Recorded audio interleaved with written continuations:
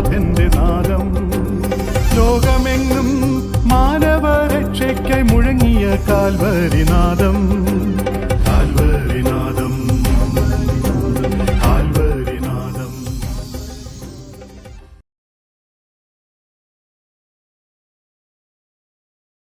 Praise Lord. ദൈവനാമത്തിന് മഹത്വമുണ്ടാകട്ടെ. എല്ലാ പ്രിയപ്പെട്ടവർക്കും കർത്താവായ യേശു ക്രിസ്തുവിന്റെ വിലയേറിയ നാമത്തിൽ കാൽവരിനാദം മിനിസ്ട്രിയുടെ ഈ പാടി സ്തുതിക്കാം എന്ന ഈ സാക്ഷി പ്രോഗ്രാമിലേക്ക് ഹാർദവമായ സ്വാഗതം. കർത്താവിന്റെ കൃപയാൽ വീണ്ടും കർത്താവിന്റെ സന്നിധിയിൽ നമുക്ക് ഒരുമിച്ചായിരുന്നുകൊണ്ട് കർത്താവിനെ മഹത്വപ്പെടുത്തുവാൻ ദൈവം തന്ന ഈ നല്ല സന്ദർഭത്തിനായിട്ട് ദൈവത്തെ സ്തുതിക്കുന്നു. പ്രാർത്ഥനയോടെ ഇന്ന് ദൈവസന്നിധിയിൽ നമുക്കായിരിക്കാം. സാക്ഷ്യം പറയുവാൻ, അനുഗ്രഹീതമായ ഗാനങ്ങൾ ആലപിപ്പാൻ പ്രിയ സഹോദരങ്ങൾ നമ്മളോടുകൂടിയുണ്ട്. കർത്താവ് അവരെ അനുഗ്രഹിക്കട്ടെ. നമുക്കറിയാം, ഇതൊരു ആത്മീയ ശുശ്രൂഷയാണ്. പ്രാർത്ഥനയോടെ നമുക്ക് ആരംഭിക്കാം. കർത്താവിന്റെ ദാസൻ തോമസ് എബ്രാജാൻ ഒരു വാക്ക് പ്രാർത്ഥിച്ച് നമ്മുടെ മീറ്റിംഗ് ആരംഭിക്കും. കർത്താവിന്റെ ദാസനെ പ്രാർത്ഥിക്കാനായിട്ട് ക്ഷണിക്കുന്നു. നമുക്ക് പ്രാർത്ഥിക്കാം. സ്നേഹം നിറഞ്ഞ ഞങ്ങളുടെ വാഴ്ത്തപ്പെട്ട സ്വർഗീയപിതാവേ, ഞങ്ങളങ്ങയെ സ്തുതിക്കുന്നു. അവിടുത്തെ പ്രിയപുത്രൻ മുഖാന്തരം ഞങ്ങൾക്കിന്ന് ദൈവമക്കളായി തീരുവാനും തിരുസന്നതിയിൽ സന്തോഷത്തോടും സമാധാനത്തോടും സ്വാതന്ത്ര്യത്തോടും കൂടി അടുത്തു വരുവാനും കൃപ തന്നിരിക്കുന്നു. അതോർത്ത് ഞങ്ങൾ നിന്നെ സ്തുതിക്കുന്നു. കർത്താവേ, കാൽവറി നാദം മിനിസ്ട്രിയോടുള്ള ബന്ധത്തിൽ ഇന്ന് ഞങ്ങൾക്ക് ഇങ്ങനെ ഈ സൂമിൽ കൂടി ഒന്നിച്ചേ കൂടുവാൻ തക്കവണ്ണം അവിടുന്ന് കൃപ ചെയ്തല്ലോ. അതോർത്ത് ഞങ്ങൾ നിന്നെ സ്തുതിക്കുന്നു. കർത്താവേ, ഇന്ന് ഞങ്ങൾക്ക് തിരുസന്നിധിയിലായിരിക്കുമ്പോൾ ഈ സൂം മീറ്റിങ്ങിലൂടെ എൻ്റെ ദാസൻ ബാബു പി ജോണുമായിട്ട് ഉള്ള കർത്താവെ ദൈവവചന ശുശ്രൂഷയിൽ ഞങ്ങൾക്ക് ആത്മീയ അനുഗ്രഹം ലഭിക്കാനും നല്ല സാക്ഷ്യം കേൾക്കുവാനും ഒക്കെ അവിടുന്ന് കൃപ ചെയ്ത് ഞങ്ങളെ സഹായിക്കണമേ എന്ന് പ്രാർത്ഥിക്കുന്നു. മീറ്റിങ്ങിൽ കർത്താവിൻ്റെ സാന്നിധ്യവും അവിടുത്തെ നിയന്ത്രണവും ഉണ്ടായിരിക്കണമേ എന്ന് പ്രാർത്ഥിക്കുന്നു. കർത്താവെ, ഇന്റർനെറ്റിന്റെയും മറ്റും തടസ്സങ്ങൾ നേരിടാതെ കാര്യങ്ങളൊക്കെയും സുഖമായി നടക്കുവാൻ തക്കവണ്ണം കർത്താവിന്റെ കൃപ നൽകി സഹായിക്കണമെന്ന് പ്രാർത്ഥിക്കുന്നു. കർത്താവ്, പലർക്കും ഈ സൂം മീറ്റിംഗിൽ ജോയിൻ ചെയ്യുവാൻ തക്കവണ്ണം അവിടുന്ന് കൃപ ചെയ്യണമേ. അടിയങ്ങളെ അവിടുത്തെ കരങ്ങളിൽ സമർപ്പിക്കുന്നു. ഞങ്ങളുടെ എല്ലാ ചിന്തകളും ഹൃദയത്തിലെ ധ്യാനവും എല്ലാ കർത്താവിന് മഹത്വപരമായി തീരുവാൻ അവിടുന്ന് ഇടയാക്കി തീർക്കണമെന്ന് പ്രാർത്ഥിക്കുന്നു. മീറ്റിങ്ങിനെ അവിടുന്ന് അനുഗ്രഹിക്കണം. അത് അവിടുത്തെ നാമ മഹത്വത്തിനാക്കി തീർക്കണമേ എന്ന് പ്രാർത്ഥിക്കുന്നു. കർത്താവെ, ഈ മീറ്റിങ്ങില് കർത്താവിനെ മഹത്വപ്പെടുത്തുവാൻ പാടുന്ന പാട്ടുകൾ അത് അവിടുത്തേക്ക് മഹത്വമായിരിക്കാൻ, അവിടുത്തേക്ക് കർത്താവെ ഞങ്ങൾക്ക് അനുഗ്രഹമായിരിക്കാനും അവിടുന്ന് സഹായിക്കണം. അതിനായിട്ട് നിന്റെ മകൻ ജെയിംസ് കൊടുന്തറയെ അവിടുന്ന് ഉപയോഗിക്കുന്നു എന്നുള്ളതുകൊണ്ട് ഞങ്ങൾ നിന്നെ സ്തുതിക്കുന്നു. ഞങ്ങളെ എല്ലാവരെയും ഇവിടുത്തെ കരങ്ങളിൽ ഫലമേൽപ്പിക്കുന്നു. ശാരീരികമായിട്ടും മറ്റും അസ്വസ്ഥതയിലും രോഗത്തിലും ഒക്കെ ആയിരിക്കുന്ന പ്രിയപ്പെട്ടവരുണ്ട്. അവർക്കൊക്കെയും ആവശ്യമായ ദൈവകൃപ നൽകുകയും കർത്താവിന്റെ സൗഖ്യവും സമാധാനവും ആശ്വാസവും നൽകി അനുഗ്രഹിക്കുകയും ചെയ്യണമേ എന്ന് പ്രാർത്ഥിക്കുന്നു. മീറ്റിങ്ങിനെ അവിടുത്തെ കരങ്ങളിൽ ഫലമേൽപ്പിക്കുന്നു. ഞങ്ങൾക്ക് വേണ്ടി ജീവൻ തന്നെ ഞങ്ങളെ രക്ഷിച്ച ഞങ്ങളുടെ രക്ഷിതാവും ദൈവവും കർത്താവുമായ യേശു ക്രിസ്തുവിന്റെ അതിമഹത്വമുള്ള നാമത്തിലൂടെ ഞങ്ങൾ താഴ്മയോടെ യാചിക്കുന്നു. കരുണ തോന്നി കേൾക്കുമാറാകണമേ. ദൈവനാമത്തിന് മഹത്വം ഉണ്ടാകട്ടെ. പ്രാർത്ഥനയോടെ നമുക്ക് ഇന്നത്തെ പ്രോഗ്രാം ആരംഭിപ്പാൻ ദൈവം കൃപ ചെയ്തു. നമ്മുടെ 181 എപ്പിസോഡാണ് ഇന്ന് രാത്രി നാം ദൈവസന്നിധിയിലായിരിക്കുന്നത്. ഇന്നത്തെ ശുശ്രൂഷയും കർത്താവ് ഏറ്റവും അനുഗ്രഹിക്കേണ്ടതിന് നാം എല്ലാം കർത്താവിന്റെ സന്നിധിയിൽ പ്രാർത്ഥനയോടെ ആരംഭിക്കാം. തീർച്ചയായിട്ടും ദൈവത്തിന്റെ സാന്നിധ്യം നമ്മുടെ മധ്യത്തിലുണ്ട്. ജീവിതാനുഭവങ്ങളിലൂടെ അനുഗ്രഹീതമായ അനുഭവങ്ങൾ ഇന്ന് കേട്ട് കർത്താവിനെ മഹത്വപ്പെടുത്തുവാൻ വലിയവനായ ദൈവം കൃപ ചെയ്യട്ടെ. കർത്താവിന്റെ ദാസൻ evangelist Babu P John Pune അവറുകൾ ഇന്ന് രാത്രി നമ്മോടുകൂടെയുണ്ട്. കർത്താവിന്റെ ദാസൻ പൂനെയുടെ പ്രദേശങ്ങളിലും അനേക സ്ഥലങ്ങളിലും മറ്റ് ജില്ലകളിലും സംസ്ഥാനങ്ങളിലും താൻ ചെയ്യുന്ന ശുശ്രൂഷകളെ കുറിച്ച്, അതിന്റെ അനുഭവങ്ങളെ കുറിച്ച്, ദൈവം നടത്തുന്ന വിധങ്ങളെ കുറിച്ച് ഇന്ന് രാത്രി നമുക്ക് കേൾക്കാം. വളരെ സന്തോഷത്തോടെ, എല്ലാ ബഹുമാനത്തോടും സ്നേഹത്തോടും പ്രാർത്ഥനയോടും കൂടെ കർത്താവിന്റെ ദാസനെ ഈ ശുശ്രൂഷയിലേക്ക് ദൈവനാമത്തിൽ പ്രാർത്ഥനയോടെ ക്ഷണിക്കുന്നു. അതുപോലെ ഇന്ന് രാത്രിയിൽ ഗാനങ്ങൾ ആലപിക്കുന്ന കർത്താവിന്റെ ദാസൻ ബ്രദർ ജെയിംസ് കൊടുന്തർ അവറുകളാണ്. അതുപോലെ തന്നെ പ്രിയ ബെന്നിച്ചാനും പ്രിയപ്പെട്ടവരെ ഓർത്ത് ദൈവത്തെ സ്തുതിക്കുന്നു. ഇരുവരെയും കർത്താവിന്റെ നാമത്തിൽ സ്നേഹത്തോടെ ബഹുമാനത്തോടെ പ്രാർത്ഥനയോടെ ഈ ശുശ്രൂഷയിലേക്ക് സ്വാഗതം ചെയ്യുന്നു. മാത്രമല്ല കൂടെ കടന്നു വന്നിരിക്കുന്ന എല്ലാ പ്രിയപ്പെട്ടവരെയും ഓർത്ത് ദൈവത്തെ സ്തുതിക്കുന്നു. നിങ്ങൾ എല്ലാവരെയും കർത്താവ് അനുഗ്രഹിക്കട്ടെ. പ്രാർത്ഥനയോടെ ദൈവസന്നിധിയിൽ നമുക്കായിരിക്കാം.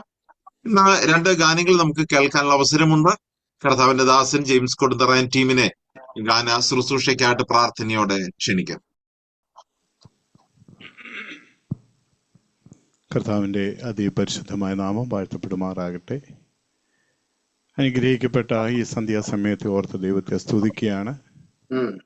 കാൽവറിനാഥം മിനിസ്ട്രിയുടെ പാടി സ്തുതിക്കാമെന്ന ഈ സൂം പ്ലാറ്റ്ഫോമിൽ ഒരു പ്രാവശ്യം കൂടെ വീണ്ടും എളിവനായി എനിക്കും ഈ ശുശ്രൂഷയോടൊപ്പമായിരിക്കാനായിട്ട് കർത്താവ് സഹായിച്ചത് ഓർത്ത് ദൈവത്തെ സ്തുതിക്കുന്നു.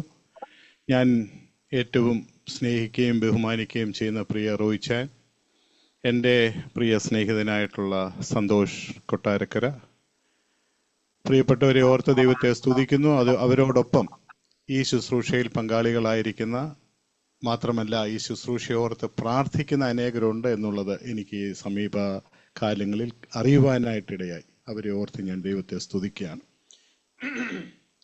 ഞാൻ പലപ്പോഴും ഈ സൂം പ്ലാറ്റ്ഫോമിൽ ഗാനങ്ങൾ ആലപിക്കാനായിട്ട് വരുമ്പോൾ വളരെ അഹങ്കാരത്തോടുകൂടി എന്ന് വേണമെങ്കിൽ പറയാം, എന്നാൽ അതൊരു ദൈവനാമ മഹത്വത്തിനായിട്ട് ഞാൻ പറയുന്ന ഒരു കാര്യമാണ്. ഈ ശുശ്രൂഷ ലീഡ് ചെയ്യുന്ന പ്രിയപ്പെട്ടവർ ആരും അറിയപ്പെടാതെ ഇന്ത്യയുടെ വിവിധ ദേശങ്ങളിലായിരിക്കുന്ന കഷ്ടതയുടെ നടുവിൽ കൂടി, പ്രയാസങ്ങളുടെ നടുവിൽ കൂടി കർത്താവിൻ്റെ വേല ചെയ്യുന്ന അനേകരെ ദൈവമക്കളുടെ മധ്യത്തിലേക്ക്, അവരുടെ മുമ്പിലേക്ക് കൊണ്ടുവന്ന് അവരെ പരിചയപ്പെടുത്തുവാൻ, അവരുടെ ശുശ്രൂഷകളെക്കുറിച്ച് കേൾപ്പിക്കുവാനൊക്കെയും ഈ കാൽവറിനാഥം മിനിസ്ട്രി അവർ ചെയ്യുന്ന ശുശ്രൂഷയോർത്ത് ഞാൻ ദൈവത്തെ സ്തുതിക്കുകയാണ്. അതുപോലെ ഇന്നും ഒരു ദൈവദാസൻ നമ്മുടെ മധ്യത്തിലേക്ക് വന്നിരിക്കുകയാണ്, ഇവാഞ്ചലിസ്റ്റ് ബാബു പി ജോൺ. അനേക വർഷങ്ങളായിട്ട് പൂനെയുടെ ദേശങ്ങളിലായിരിക്കുന്നു. പ്രിയ ദേവദാസിൻ്റെ മിനിസ്ട്രിയെ ഓർത്ത് നമുക്ക് പ്രാർത്ഥിക്കുകയും മിനിസ്ട്രിയെക്കുറിച്ച് കേൾക്കുകയും ചെയ്യാമല്ലോ. ഇനി ഈ പ്ലാറ്റ്ഫോമിൽ സന്നിഹിതരായിരിക്കുന്ന എല്ലാവരെയും ഓർത്ത് ദൈവത്തെ സ്തുതിക്കുന്നു. ഒരു പ്രാവശ്യം കൂടെ ഈ പ്ലാറ്റ്ഫോമിലായിരിക്കുന്ന പ്രത്യേകിച്ച് എൽസിമാമയൊക്കെ ഒന്ന് കാണുവാനായിട്ട് കർത്താവ് സഹായിക്കുന്നു, ഓർത്ത് ദൈവത്തെ സ്തുതിക്കുന്നു. നമുക്ക് ശാന്തമായിട്ടുള്ളൊരു സന്ധ്യാസമയം, മഴയുടെ പ്രയാസങ്ങളൊന്നുമില്ലാത്തൊരു കാലാവസ്ഥ കർത്താവ് തന്നിരിക്കുകയാണ്. ഒരു ദൈവദാസൻ ദൈവശുശ്രൂഷയിലായിരിക്കുമ്പോൾ കഷ്ടങ്ങളുടെ പ്രയാസങ്ങളുടെ മധ്യത്തിലൊക്കെയും കൂടെ, പലവിധമായിട്ടുള്ള പ്രതികൂലങ്ങളുടെ മധ്യത്തിൽ കൂടെ, പ്രത്യേകിച്ച് വടക്കേന്ത്യയുടെ ഭാഗങ്ങളിലൊക്കെയും പലവിധമായിട്ടുള്ള പ്രതികൂലങ്ങൾ അവർ നേരിടുമ്പോൾ, കാലാവസ്ഥയുടെ ആണെങ്കിലും മറ്റ് വിവിധ പ്രയാസങ്ങൾ അനുഭവിച്ചുകൊണ്ട് അവർ കർത്താവിൻ്റെ ശുശ്രൂഷ ചെയ്യുമ്പോൾ നാം പലപ്പോഴും ഓർക്കേണ്ട ഒരു കാര്യമുണ്ട്. എന്തുകൊണ്ടാണ് അവർ പിന്മാറിപ്പോകാതെ കർത്താവിൻ്റെ സന്നിധിയിൽ, കർത്താവിൻ്റെ വയലിൽ താൻ മുമ്പോട്ട് വെച്ച കാൽപാദങ്ങളെ പിൻപോട്ട് എടുക്കാതെ അപ്രകാരം പിടിച്ചു നിൽക്കുന്നത് എന്തുകൊണ്ടാണ് എന്ന് നാം ഓർക്കേണ്ടതാണ്. നമ്മൾ അപ്രകാരമുള്ള ചിന്ത നമ്മുടെ ഹൃദയത്തിൽ കൂടെ കടന്നു പോകുമ്പോൾ, ഇന്ന് നിത്യതയിൽ വിശ്രമിക്കുന്ന മഹാകവി KV സൈമൺ സാർ എഴുതിയ വരികളാണ്: മുന്നിലൊരു ചൂടുവെപ്പാൻ മാത്രമിട കാണുന്നു ഞാൻ, അതുമാത്രം എനിക്ക് മതി, ബാക്കിയുള്ളതൊക്കെയും ദൈവഹിതം. ആ ദൈവം, എന്നെ വിളിച്ചവൻ വിശ്വസ്തനാണ്. എൻ്റെ മുമ്പോട്ടുള്ള വഴികളെ അറിയുന്ന ഒരു കർത്താവ്, എൻ്റെ ഭാവിയെല്ലാം അറിയുന്ന ഒരു കർത്താവ് എനിക്കുണ്ട്. അതുകൊണ്ട് എൻ്റെ ജീവിതം മുഴുവനും, എൻ്റെ ജീവിത അവസാനം വരെയും സമാധാനത്തോടുകൂടി, പരിപൂർണ സന്തോഷത്തോടുകൂടി അവന് വേണ്ടി ഞാൻ ജീവിക്കും, അവന് വേണ്ടി ഞാൻ പ്രവർത്തിക്കും, അവന് വേണ്ടി ഞാൻ പാടും. വളരെ പഴയതായ ഒരു ഗാനമാണല്ലോ. എൻ്റെ ഭാവിയെല്ലാം എൻ്റെ ദൈവം അറിയുന്നുവെന്ന് പൂർണ്ണ സമാധാനമോടെ നാൾ മുഴുവൻ പാടിയിടും ഞാൻ.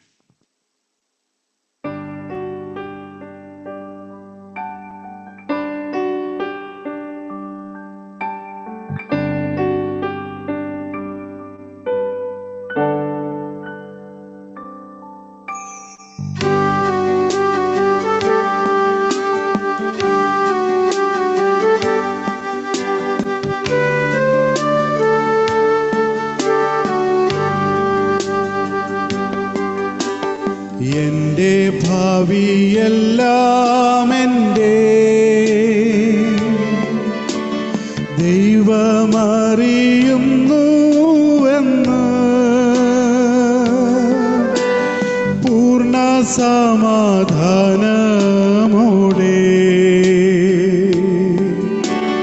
നാൾ മുഴുവൻ പാടിയിടും ഞാൻ. പൂർണ്ണ സമാധാനമോടെ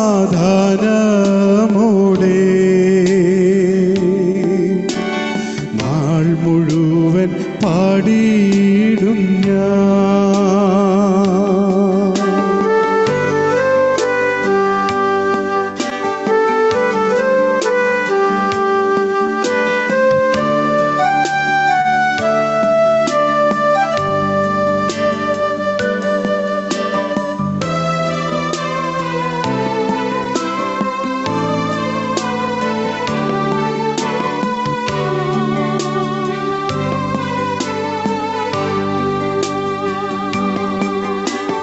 മുന്നിലൊരു ചുവടുവയ്പ്പാ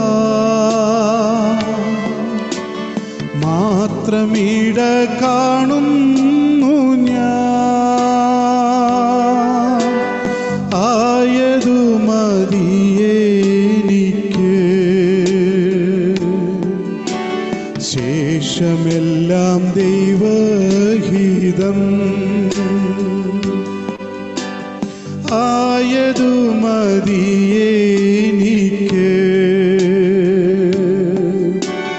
ശേഷമെല്ലാം ദൈവഹിതം.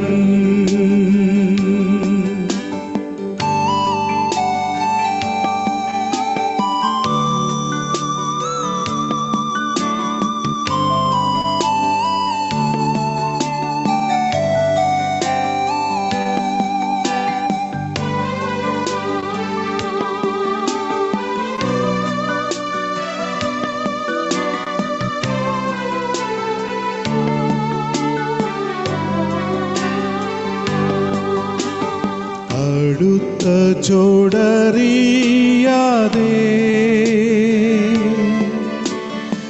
ഇരിപ്പതെന്തനുഗ്രഹം. തനിച്ചെന്നെ നടത്താതെ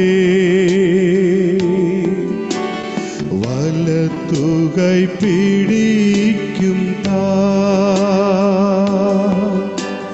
തനിച്ചെന്നെ നടത്താതെ വലത്തുകൈ പിടിക്കും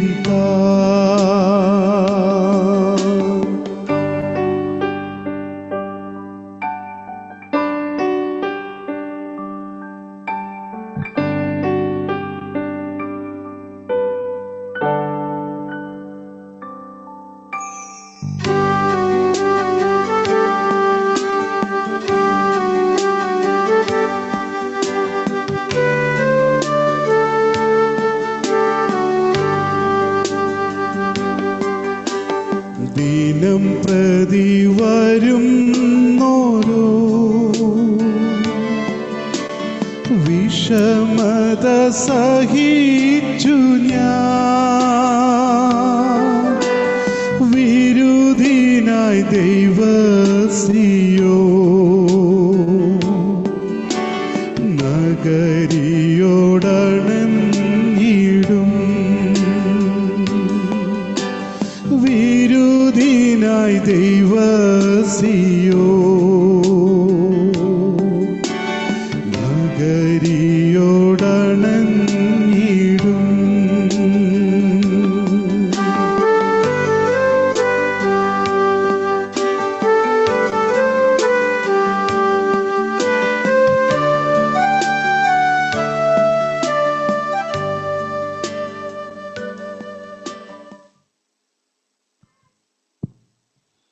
ഒരു വ്യക്തി കർത്താവിനെ സ്വന്തം രക്ഷിതാവായി സ്വീകരിച്ചതിന് ശേഷം താൻ ജനത്തോട് പറയുന്ന ഒരു സാക്ഷ്യത്തിൻ്റെ വാക്കുകളാണ്, യേശു എൻ്റെ ഉള്ളത്തിൽ വന്ന ആ നിമിഷം എൻ്റെ ജീവിതത്തിൽ എന്തെല്ലാം മാറ്റങ്ങളാണ് ഉണ്ടായിരിക്കുന്നത്. ആ കർത്താവിനെ ഞാൻ എൻ്റെ ഉള്ളത്തിൽ സ്വീകരിച്ചതിനാൽ എൻ്റെ ഹൃദയത്തിൽ, എൻ്റെ ജീവിതത്തിൽ എന്ത് സന്തോഷമാണ്. എന്തൊക്കെ പ്രശ്നങ്ങൾ വന്നുകൊള്ളട്ടെ, എന്തൊക്കെ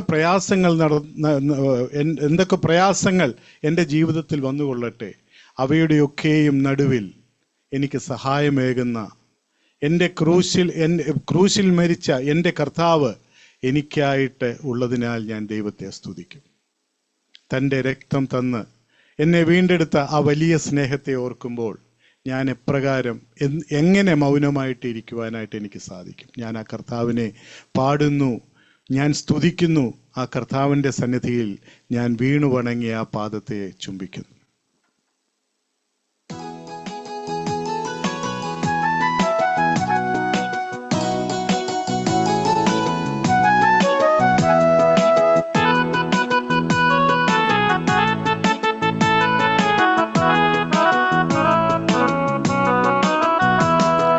യേശു എന്നുള്ളത്തിൽ വന്ന നാളിൽ എന്തു മാറ്റം വന്നു എന്നിൽ. തന്നെ ഞാനുള്ളത്തിൽ ഏറ്റതാലേ എന്തു മോദം വന്നു എന്നിൽ. യേശു എന്നുള്ളത്തിൽ വന്ന നാളിൽ എന്തു മാറ്റം വന്നു എന്നിൽ. തന്നെ ഞാനുള്ളത്തിൽ ഏറ്റതാലേ എന്തു മോദം വന്നു എന്നിൽ.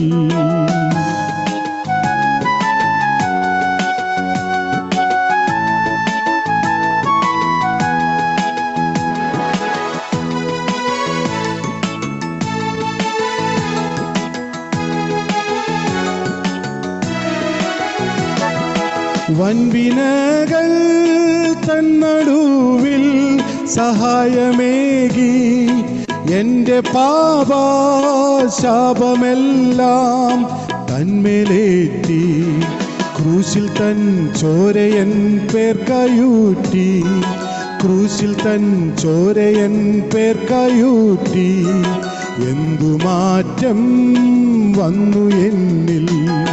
യേശു എൻ ഉള്ളത്തിൽ വന്ന നാളിൽ എന്തു മാറ്റം വന്നു എന്നിൽ. തന്നെ ഞാനുള്ളത്തിൽ ഏറ്റതാലേ എന്തു മോദം വന്നു എന്നിൽ.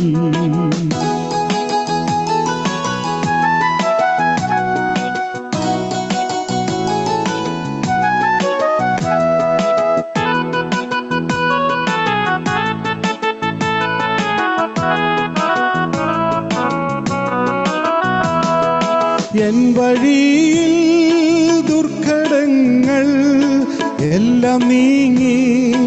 എൻ്റെ ആശ എൻ്റെ ലാക്കും ഒന്നു മാത്രം.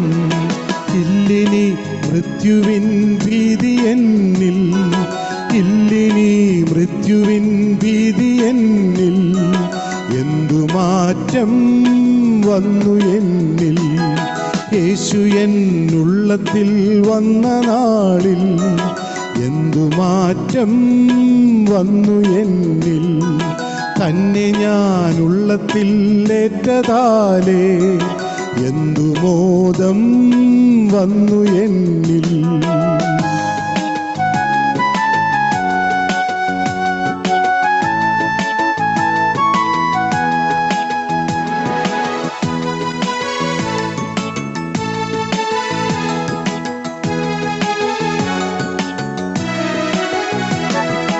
രാത്രികാലം തീർന്നിടാറായി പ്രഭാതമെത്തി. പ്രഭാതതാരം യേശുവാനിൽ വന്നിടാറായി. എന്നുമെൻ ഗാനമീതൊന്നു മാത്രം. എന്നുമെൻ ഗാനമീതൊന്നു മാത്രം. എന്തു മാറ്റം വന്നു എന്നിൽ. യേശു എന്നുള്ളത്തിൽ വന്ന നാളിൽ എന്തു മാറ്റം വന്നു എന്നിൽ. തന്നെ ഞാനുള്ളത്തിൽ ഏറ്റതാലേ എന്തു മോദം വന്നു എന്നിൽ. Thank you. Thank you, Jimsha and team. ഹൃദ്യമായ ജീവിതത്തെ സ്പർശിക്കുന്ന രണ്ട് ഗാനങ്ങൾ ഇന്ന് രാത്രിയിലും കേൾക്കുവാൻ വലിയവനായ ദൈവം നമുക്ക് കൃപ ചെയ്തു. ആ ഗാനത്തിലൂടെ ഒരു ചോദ്യം നമ്മളോട് ചോദിച്ചു. കർത്താവ് നമ്മുടെ ജീവിതത്തിൽ വന്നപ്പോൾ എന്താണ് നമ്മുടെ ജീവിതത്തിൽ ഒരു മാറ്റം ഉണ്ടായത്? ആ മാറ്റമാണ് സാക്ഷ്യമായിട്ട് ഇന്ന് രാത്രി നാം കേൾക്കാൻ പോകുന്നത്. കർത്താവിന്റെ ദാസിനെ വിളിച്ച് വേർതിരിച്ച് അയച്ചപ്പോൾ എന്താണ് തന്റെ ജീവിതത്തിൽ ആ പ്രവർത്തന മേഖലകളിൽ, ആ ഗ്രാമങ്ങളിൽ ഒരു മാറ്റം ഉണ്ടായത്?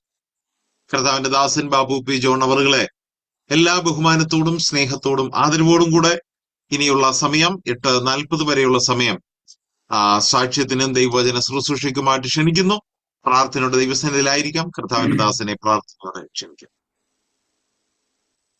ദൈവ തിരുനാമം വാഴ്ത്തപ്പെടുമാറാകട്ടെ.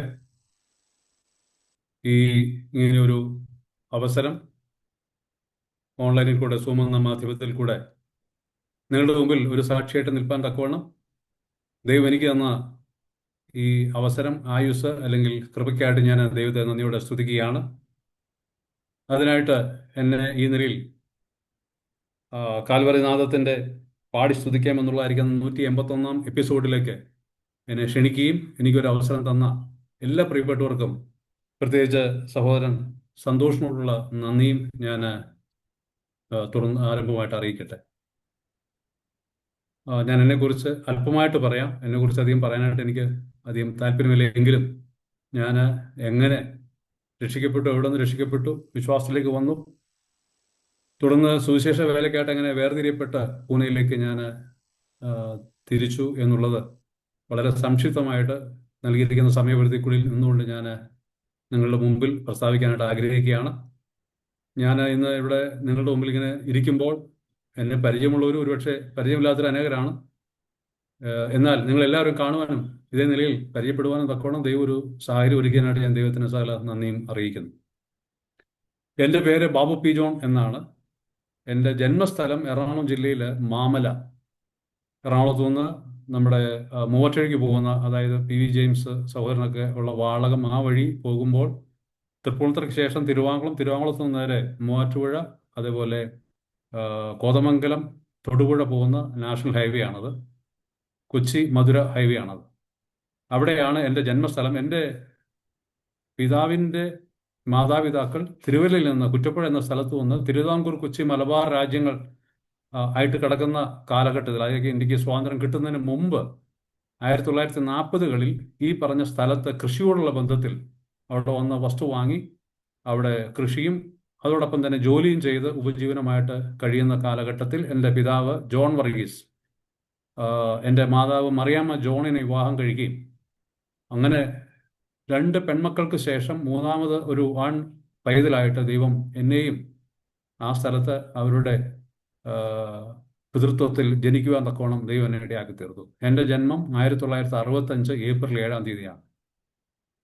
അവിടെ എനിക്കുണ്ടായ ഒരു വലിയ ഭാഗ്യം, എൻ്റെ സഹോദരങ്ങൾക്കുണ്ടായ ഒരു വലിയ ഭാഗ്യം എന്ന് പറയുന്നത് ദൈവത്തെ അറിയുകയും ദൈവത്തെ മഹത്വപ്പെടുത്തുകയും ചെയ്യുന്ന ഒരു കുടുംബത്തിൽ പിതാക്കന്മാരുടെ ഒരു മകനായിട്ട് ജനിപ്പാൻ എനിക്ക് ഭാഗ്യം ലഭിച്ചു എന്നുള്ളതാണ്. അതുകൊണ്ട് ചെറുപ്പം മുതൽ തന്നെ ദൈവവചന വായന, അതുപോലെ പ്രാർത്ഥന, പാട്ടുകൾ, ഇത് ഞങ്ങളുടെ കുടുംബത്തിൽ എല്ലാ ദിവസവും രാവിലെയും വൈകിട്ടും ഉണ്ടായിരുന്നു.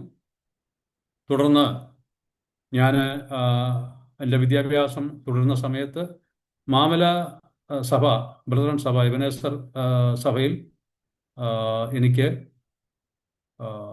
കൂടുവാനും അതുപോലെ എൻ്റെ മാതാപിതാക്കളോട് ചേർന്ന് അവിടെ സൺഡേ സ്കൂൾ പഠിക്കാനൊക്കെ ഉള്ളതായിരിക്കുന്ന സാഹചര്യം ഉണ്ടായി. 1-ാം ക്ലാസ് മുതൽ 10-ാം ക്ലാസ് വരെ അവിടെ സൺഡേ സ്കൂൾ പഠിക്കാനുള്ളതായിരിക്കുന്ന ഭാഗ്യം എനിക്ക് ലഭിച്ചു. എൻ്റെ ചെറുപ്പത്തിൽ ഞാൻ ഏതാണ്ട് 13 വയസ്സുള്ളപ്പോൾ യേശുക്രിസ്തുവിനെ രക്ഷകൻ കർത്താവുമായിട്ട് അറിയുവാനുള്ള ഇടയായിത്തീർന്നു. ആ ഭാഗ്യം കിട്ടി. അത് സൺഡേ സ്കൂളിനോടുള്ള പഠനങ്ങളുടെ ബന്ധത്തിൽ തന്നെയാണ് ഞാൻ പാപിയാണെന്നും ദൈവത്തിൻ്റെ നീതി അല്ലെങ്കിൽ ദൈവം എൻ്റെ പാപങ്ങളുടെ പരിഹാരത്തിനായിട്ട് തൻ്റെ പുത്രനായിരിക്കുന്ന യേശുക്രിസ്തുവിനെ ക്രൂശിൽ യാഗമാക്കി തീർത്തുവെന്നും യേശുക്രിസ്തുവിൻ്റെ ക്രൂശ് രക്തമുള്ളതായിരിക്കുന്ന പാപമോചനയും രക്ഷയും എനിക്ക് ബോധ്യപ്പെട്ട് അങ്ങനെ രക്ഷിക്കപ്പെടുവാനിടയായി. തുടർന്ന് എൻ്റെ 18-ാമത്തെ വയസ്സിൽ 1983 ഞാൻ രക്ഷിക്കപ്പെടുന്നത് 1978-ലാണ്.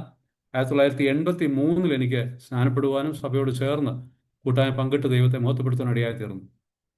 എൻ്റെ ചെറുപ്പത്തിൽ ഞാൻ ഈ രക്ഷിക്കപ്പെട്ടതിന് ശേഷമുള്ള കാലയളവിൽ ദൈവം യഥാർത്ഥമായിട്ട് ഉണ്ടെങ്കിൽ എവിടെയാണ് ദൈവം ഉണ്ടേ എന്നുള്ളത് ബോധ്യപ്പെട്ടു. അപ്പോൾ ആ ഒരു ചോദ്യം മനസ്സിൽ വന്നപ്പോൾ തീർച്ചയായിട്ടും ഈ സൺഡേ സ്കൂൾ പഠനത്തോടുള്ള ബന്ധത്തിലും അവിടെയുള്ള ചോദ്യങ്ങൾ ചോദിച്ചുള്ള മറുപടിയിലും പിന്നെ ദൈവജന പഠനത്തിൽ കൂടെയും ഏകസത്യ നിത്യ ദൈവത്തെ, ജീവനുള്ള വിശുദ്ധ ദൈവത്തെ അറിയാനിടയായി. ഞാൻ ഈ 18 വയസ്സുള്ള സമയത്ത് ഒരു ദിവസം വീട്ടിൽ ഞങ്ങളുടെ കുടുംബ പ്രാർത്ഥനയിൽ, അത് ഒരു ദിവസം ഡിസംബർ 30-ാം തീയതി കുടുംബങ്ങളെല്ലാം ആ വർഷ അവസാനം ഇരുന്ന് പ്രാർത്ഥിക്കുന്ന സമയത്ത് എനിക്കൊരു വലിയ പ്രകാശം ലഭിച്ചു. എൻ്റെ ചെറുപ്രായമാണ്, ഒരു 18 വയസ്സ് പ്രായമുള്ള സമയത്താണ്. അപ്പോൾ എനിക്ക് എന്നോട് ദൈവം യഥാർത്ഥമായിട്ട് ഇടപെടുന്നതും ദൈവവേലയ്ക്കായിട്ട് ഞാൻ വിളിക്കപ്പെട്ടിരിക്കുന്നതായിട്ട് എനിക്കൊരു ബോധ്യം കിട്ടി. പക്ഷെ അതിനുശേഷം പഠനശേഷം ഞാൻ ഒരു ജോലിയിൽ പ്രവേശിച്ചു. എൻ്റെ ജോലി മറ്റൊന്നുമായിരുന്നില്ല, സൺ ഫാർമസ്യൂട്ടിക്കൽസ് എന്ന് പറഞ്ഞ കമ്പനി ഇന്ന് ഇന്ത്യയിലെ ഏറ്റവും ടോപ്പിൽ നമ്പർ 1 കമ്പനിയാണ് ഫാർമ ഇൻഡസ്ട്രിയിൽ. ആ കമ്പനിയിൽ മെഡിക്കൽ റെപ്രസെൻറ്റേറ്റീവായിട്ട് ഞാൻ ജോയിൻ ചെയ്തു എൻ്റെ 20-ാമത്തെ വയസ്സിന് ശേഷം. അന്ന് ഞാൻ ജോലി തുറന്നു പോകുമ്പോൾ അതൊരു ത്രില്ലായിരുന്നു എനിക്ക്. കാരണം അതൊരു പുതിയ കമ്പനി, മാർക്കറ്റിൽ ഡോക്ടേഴ്സിൻ്റെ ഇടയ്ക്കും അതുപോലെ ഫാർമസിസ്റ്റിൻ്റെ ഇടയ്ക്കും ഒക്കെ അത് ലോഞ്ച് ചെയ്യുന്ന എനിക്ക് വലിയ ത്രില്ലായിരുന്നു. അതങ്ങനെ വർക്ക് ചെയ്ത് ഞാൻ എൻ്റെ കരിയർ ലാഡറിൽ പതുക്കെ കയറാൻ തുടങ്ങി. അതോടൊപ്പം തന്നെ എൻ്റെ വിവാഹം കഴിഞ്ഞു. എൻ്റെ വിവാഹം എനിക്ക് ജീവിത സഖിയായിട്ട് ദൈവം തന്നത് സൂസൻ എന്ന് പറഞ്ഞ മകളെയാണ്. എൻ്റെ 25-ാമത്തെ വയസ്സിൽ, 24 വയസ്സിന് ശേഷം 25-ാമത്തെ വയസ്സിൽ എനിക്ക് വിവാഹത്തിനായിട്ട് തീരുവാൻ തക്കണം സാധിച്ചു. പക്ഷേ ഈ നിമിഷമെല്ലാം എൻ്റെ ഉള്ളിൻ്റെ ഉള്ളിൽ ഈ ആത്മീയ സുരക്ഷയുടെ ചിന്ത കിടപ്പുണ്ടെങ്കിലും YMEF അതുപോലെ തന്നെ ബാലസംഘം സഭയുടെ പ്രവർത്തനങ്ങളെല്ലാം ഞാൻ വളരെയധികം പങ്കുചേർന്ന് മുമ്പോട്ട് പോകുന്നത്. പക്ഷേ എൻ്റെ ചിന്ത മുഴുവനും ജോലിയും അതോടൊപ്പം തന്നെ സുവിശേഷ വേല എന്നുള്ള ചിന്തയിൽ ഞാൻ മുമ്പോട്ട് പോയിക്കൊണ്ടിരിക്കുകയാണ്. പക്ഷേ ഇടയ്ക്കിടയ്ക്ക് ദൈവാത്മാവ് എന്നെ ബോധ്യപ്പെടുത്തിക്കൊണ്ടിരുന്നു, പൂർണ്ണസമയ സുവിശേഷ വേലയ്ക്കുള്ളതായിട്ട് വേർതിരിക്കുന്നതായിട്ട് എന്നെ ബോധ്യപ്പെടുത്തിക്കൊണ്ടിരുന്നു. പക്ഷേ കുടുംബമായി 3 കുഞ്ഞുങ്ങളെ ദൈവം തന്നു. എനിക്ക് മൂത്തൊരു മകളുണ്ട്, അവൾ സ്റ്റെഫി എന്നാണ് അവളുടെ പേര്. അവൾ 4 വർഷം മുമ്പ് വിവാഹം കഴിഞ്ഞു. അവളുടെ ഭർത്താവൊപ്പം പൂനെയിൽ തന്നെ ഹിഞ്ചവാടിയിൽ അവർ IT സെക്ടറിൽ വർക്ക് ചെയ്യുന്നു, ടാറ്റ ടെക്നോളജീസിൽ. അവൾക്കൊരു കുഞ്ഞുണ്ട്, 2.5 വയസ്സായി. രണ്ടാമത്തെ മകൻ ജെഫിൻ, അവന് പഠനശേഷം അവൻ്റെ വിവാഹം കഴിഞ്ഞ് ഇവിടെ ജോലി ഉണ്ടായിരുന്നു, വോഡാഫോണുള്ള കമ്പനിയിൽ അവൻ അക്കൗണ്ട്സിലായിരുന്നു ജോലി ചെയ്യുന്നത്. ഇന്ന് അവൻ ലണ്ടനിൽ അവൻ്റെ ഭാര്യ റീച്ചൽ, സണ്ടർലാൻഡിൽ സുവിശേഷകയിലായിരിക്കുന്ന സഹോദരൻ സജി സ്റ്റീഫൻ, സുജ സഹോദരിയുടെ മകൾ റേച്ചലുമായിട്ട് 2 വർഷങ്ങൾക്ക് വിവാഹത്തിനായിട്ട് അവനും ഇപ്പോൾ ലണ്ടനിൽ ഒരു കമ്പനിയുടെ അക്കൗണ്ടൻ്റായിട്ട് വർക്ക് ചെയ്യുന്നു. ഇളയ മകനെയും ദൈവം തന്നു, അവനിപ്പോൾ 22 വയസ്സാകുന്നു. അപ്പോൾ ഞാൻ ഈ പറഞ്ഞു വന്നപ്പോൾ 25 വയസ്സ് കഴിഞ്ഞ സമയത്ത് ഞാൻ ഈ കമ്പനിയുടെ ലാഡറിൽ ഇങ്ങനെ പ്രൊമോഷൻ കിട്ടി പോകുന്നതിൻ്റെ ഇടയ്ക്ക് എനിക്ക് ബോധ്യപ്പെട്ടു, ഇത് എൻ്റെ ജോലിയല്ല ഇത്. കാരണം ദൈവവചനത്തിന് വിരുദ്ധമായിരിക്കുന്ന ചില നിലകളിലേക്ക് ഞാൻ ഏർപ്പെടേണ്ടതായിട്ട് വരേണ്ടതായിരിക്കുന്ന സാഹചര്യം ഈ കമ്പനിയുടെ മാർക്കറ്റിംഗ്, സെയിൽസിൽ, ഡോക്ടേഴ്സ് പാർട്ടികളൊക്കെ എനിക്ക് ബോധ്യപ്പെട്ടു. എനിക്കൊരു പല പ്രൊമോഷനും കിട്ടിയതിൻ്റെ ഇടയ്ക്കാണ് സംഭവിച്ചത്. ഞാൻ തീരുമാനിച്ചു എന്നെ കൊണ്ട് തുടരാൻ സാധിക്കത്തില്ല. കാരണം പല ഞായറാഴ്ചകളിൽ എനിക്ക് ആരാധനയ്ക്ക് പങ്കെടുക്കാൻ പറ്റാതെ വരുന്നുണ്ട്. ഈ ഞായറാഴ്ചയിൽ മാത്രമേ ഈ ഡോക്ടേഴ്സ്, പ്രത്യേകിച്ച് കാർഡിയോളജി, സൈക്യാട്രി, ന്യൂറോളജി മുതലായിരിക്കും സൂപ്പർ സ്പെഷ്യലൈസ്ഡ് ആയിട്ടുള്ള ഡോക്ടേഴ്സിൻ്റെ മീറ്റിംഗ് നടത്താൻ പറ്റത്തുള്ളൂ. അപ്പോൾ ആരാധന പലപ്പോഴും എനിക്ക് അറ്റൻഡ് ചെയ്യാൻ വയ്യാതെയായി. ഇതിൻ്റെ ഇടയ്ക്ക് മാമല സഭയുടെയും അതുപോലെ തന്നെ മറ്റ് സൗരങ്ങളുടെയും മറ്റും പ്രവർത്തന ഫലമായിട്ട് തിരുവാങ്കുളം എന്ന് പറഞ്ഞ സ്ഥലത്ത്, അതും എറണാകുളത്തും സൗത്ത് സ്റ്റേഷൻ ഒരു 12 കിലോമീറ്റർ ദൂരെയാണ്, അവിടെ ഇന്ന് സുവിശേഷനായിരിക്കുന്ന സഹോദരൻ PV ജോൺസണും കുടുംബവുമാണ്. അവിടെ ഒരു സഭ ഉണ്ടാകാനായിട്ട് ഇടയായിത്തീർന്നു. അങ്ങനെ ഞാൻ താമസിക്കുന്നതിന് അടുത്തായതുകൊണ്ട് അവിടെ ആരാധനയ്ക്കായിട്ട് ഞാൻ അവിടെ പോകാൻ തുടങ്ങി. സ്ഥലസഭ അവിടെ രൂപീകരിക്കപ്പെട്ടു. അവിടെ ആയിരിക്കുമ്പോഴാണ് ഞാൻ ഇതിൻ്റെ ഇടയ്ക്ക് ജോലിയുള്ള ബന്ധത്തിൽ കുറച്ച് നാൾ മസ്കറ്റിൽ എനിക്ക് പോകേണ്ടി വന്നു. അവിടെ മത്തറ സഭയിലുള്ളതായിരിക്കും ദൈവങ്ങളോട് ചേർന്ന് എനിക്ക് ആരാധനയിൽ കൂട്ടായ്മ പങ്കെടുക്കാൻ തക്കണം സാധിച്ചു. തിരികെ വരുമ്പോഴെല്ലാം എന്നെ ദൈവാത്മാവ് ഹോണ്ട് ചെയ്തുകൊണ്ടിരുന്നു, ദൈവവേലയ്ക്കായിരിക്കുന്ന വിളി. ഞാൻ തിരികെ എൻ്റെ ജന്മസ്ഥലത്ത് ഞാൻ വന്നു, തിരുവാങ്കുളത്ത് വന്നു. അവിടെ വന്നതിന് ശേഷം ഞാൻ നിശ്ചയിച്ചു, ഇല്ല, സുവിശേഷ വേലയ്ക്കായിട്ട് ഞാൻ പോകണം. ഇതിൻ്റെ ഇടയ്ക്ക് എന്നെ ദൈവം സ്പർശിച്ച 2 സംഭവങ്ങളുണ്ടായി. അത് മറ്റൊന്നുമല്ല, ഒരു അപകടം ഇതിനിടയ്ക്ക് ഉണ്ടായി. അപകടം എന്ന് പറഞ്ഞാൽ ഒരു വലിയ മേജർ അപകടമായിരുന്നില്ല. ആ അപകടത്തിൽ എൻ്റെ കാലിൻ്റെ ടണ്ടൻ, കുതിവള്ളി പൊട്ടി. അത് എന്നെ ഹോസ്പിറ്റലൈസ് ചെയ്ത് അവിടെ സ്റ്റിച്ച് ചെയ്ത് പ്ലാസ്റ്റർ ഇട്ടതിന് ശേഷം ഞാൻ 1 മാസം കഴിഞ്ഞ് വീണ്ടും അത് കാലിൻ്റെ പാദം കുറച്ചും കൂടെ പൊക്കി വീണ്ടും റീപ്ലാസ്റ്റർ ചെയ്യാനായിട്ട് ഞാൻ ഹോസ്പിറ്റലിലേക്ക് പോയ സമയം, അത് ആ പ്ലാസ്റ്റർ കട്ട് ചെയ്ത് മെഡിക്കൽ ട്രസ്റ്റ് എറണാകുളം ഹോസ്പിറ്റലിൽ എന്നെ പ്ലാസ്റ്ററിംഗ് റൂമിലേക്ക് കൊണ്ടുപോകുന്ന സമയം, ഞാൻ ക്രച്ചസിലായിരുന്നു നടക്കുന്ന സമയം, പ്ലാസ്റ്ററിംഗ് റൂമിൻ്റെ ഫ്ലോറ് വെളുത്ത മാർബിളാണ്. അവിടെ എനിക്ക് മുമ്പ് പ്ലാസ്റ്റർ ചെയ്ത വ്യക്തിയുടെ പ്ലാസ്റ്റർ ഓഫ് പാരീസ് പേസ്റ്റ് ആയിട്ട് അവിടെ കിടപ്പുണ്ട്. എനിക്കത് കണ്ണിൽ പെട്ടില്ല. ഞാൻ ആ സിസ്റ്ററാണെങ്കിൽ അത് ക്ലീൻ ചെയ്തിട്ടില്ല. ഞാൻ നടക്കുന്ന ആ സമയം എൻ്റെ വലത്തുകാൽ എടുത്ത് വയ്ക്കുക, തെന്നി വീണ്ടും എൻ്റെ ഇടത്തെ കാലിൻ്റെ ടണ്ടനായിരുന്നു പൊട്ടിയത്, വീണ്ടും ചവിട്ടി, സ്റ്റിച്ചെല്ലാം പൊട്ടി, വീണ്ടും ആ സ്റ്റിച്ച് ചെയ്തിരുന്ന തൊലിയെല്ലാം പൊട്ടി ബ്ലഡ് എടുക്കാൻ തുടങ്ങി. ഞാൻ അവിടെ അന്ന് കവുന്ന് വീണു. ആ പ്ലാസ്റ്ററിങ് ടേബിളിൽ ഞാൻ കമന്ന് വീണ് ഞാൻ കിടന്ന കരഞ്ഞു. എനിക്ക് മനസ്സിലായി ദൈവം എന്നെ സ്പർശിക്കുകയാണ്. അന്ന് ഞാൻ തീരുമാനമെടുത്തു. വീണ്ടും പൂനെക്ക് ഞാൻ വരുന്നത് 2006 2006 എൻ്റെ നിശ്ചയം ഇതായിരുന്നു: കർത്താവെ, എവിടെ, എപ്പോൾ, എങ്ങനെ ഞാൻ വേലയ്ക്കായിട്ട് വരുന്നില്ല. ഈ പ്രാർത്ഥനയോടെയാണ് വരുന്നത്. ഇവിടെ ഞാൻ വരുമ്പോൾ ഇവിടെ റാഞ്ചിയിൽ നിന്നുള്ളതായിരിക്കുന്നത് നമ്മുടെ ഒരു സുവിശേഷൻ കെ.ഒ. പൗലോസും ജൈനമ്മ ആൻറ്റിയും. അവരിന്ന് തേശ്ശേരി സഭയിലെ സുവിശേഷന്മാരാണ്. അവരെ ഞാൻ വന്നതിന് ശേഷം ഇവിടെ ഉണ്ടെന്നറിയുകയും ഞങ്ങൾ ഒരുമിച്ചൊരു പ്രവർത്തനം തുടങ്ങുകയും ചെയ്തു. അന്ന് ചില സഹോദരന്മാർ ഞങ്ങളുടെ കൂടെ ഉണ്ടായിരുന്നു. ആ പ്രവർത്തനത്തോടുള്ള ബന്ധത്തിൽ ഒരു കൂട്ടായ്മ സഹോദരൻ പൗലോസിൻ്റെ വീട്ടിൽ തുടങ്ങുവാനിടയായി. അവിടെ ആത്മാക്കളുടെ എണ്ണം കൂടിയപ്പോൾ ഞങ്ങൾ പതുക്കെ അവിടെ നിന്ന് മാറി ഒരു ഹോൾ വാടകയ്ക്കെടുത്ത് അവിടെ കൂട്ടായ്മ തുടങ്ങി. ഈ സമയമല്ല എന്നോട് ദൈവാത്മാവ് ശക്തമായിട്ട് പ്രവർത്തിക്കുന്നുണ്ട്: നിന്റെ പ്രവർത്തനം ഇവിടെയാണ് തുടങ്ങേണ്ടത്.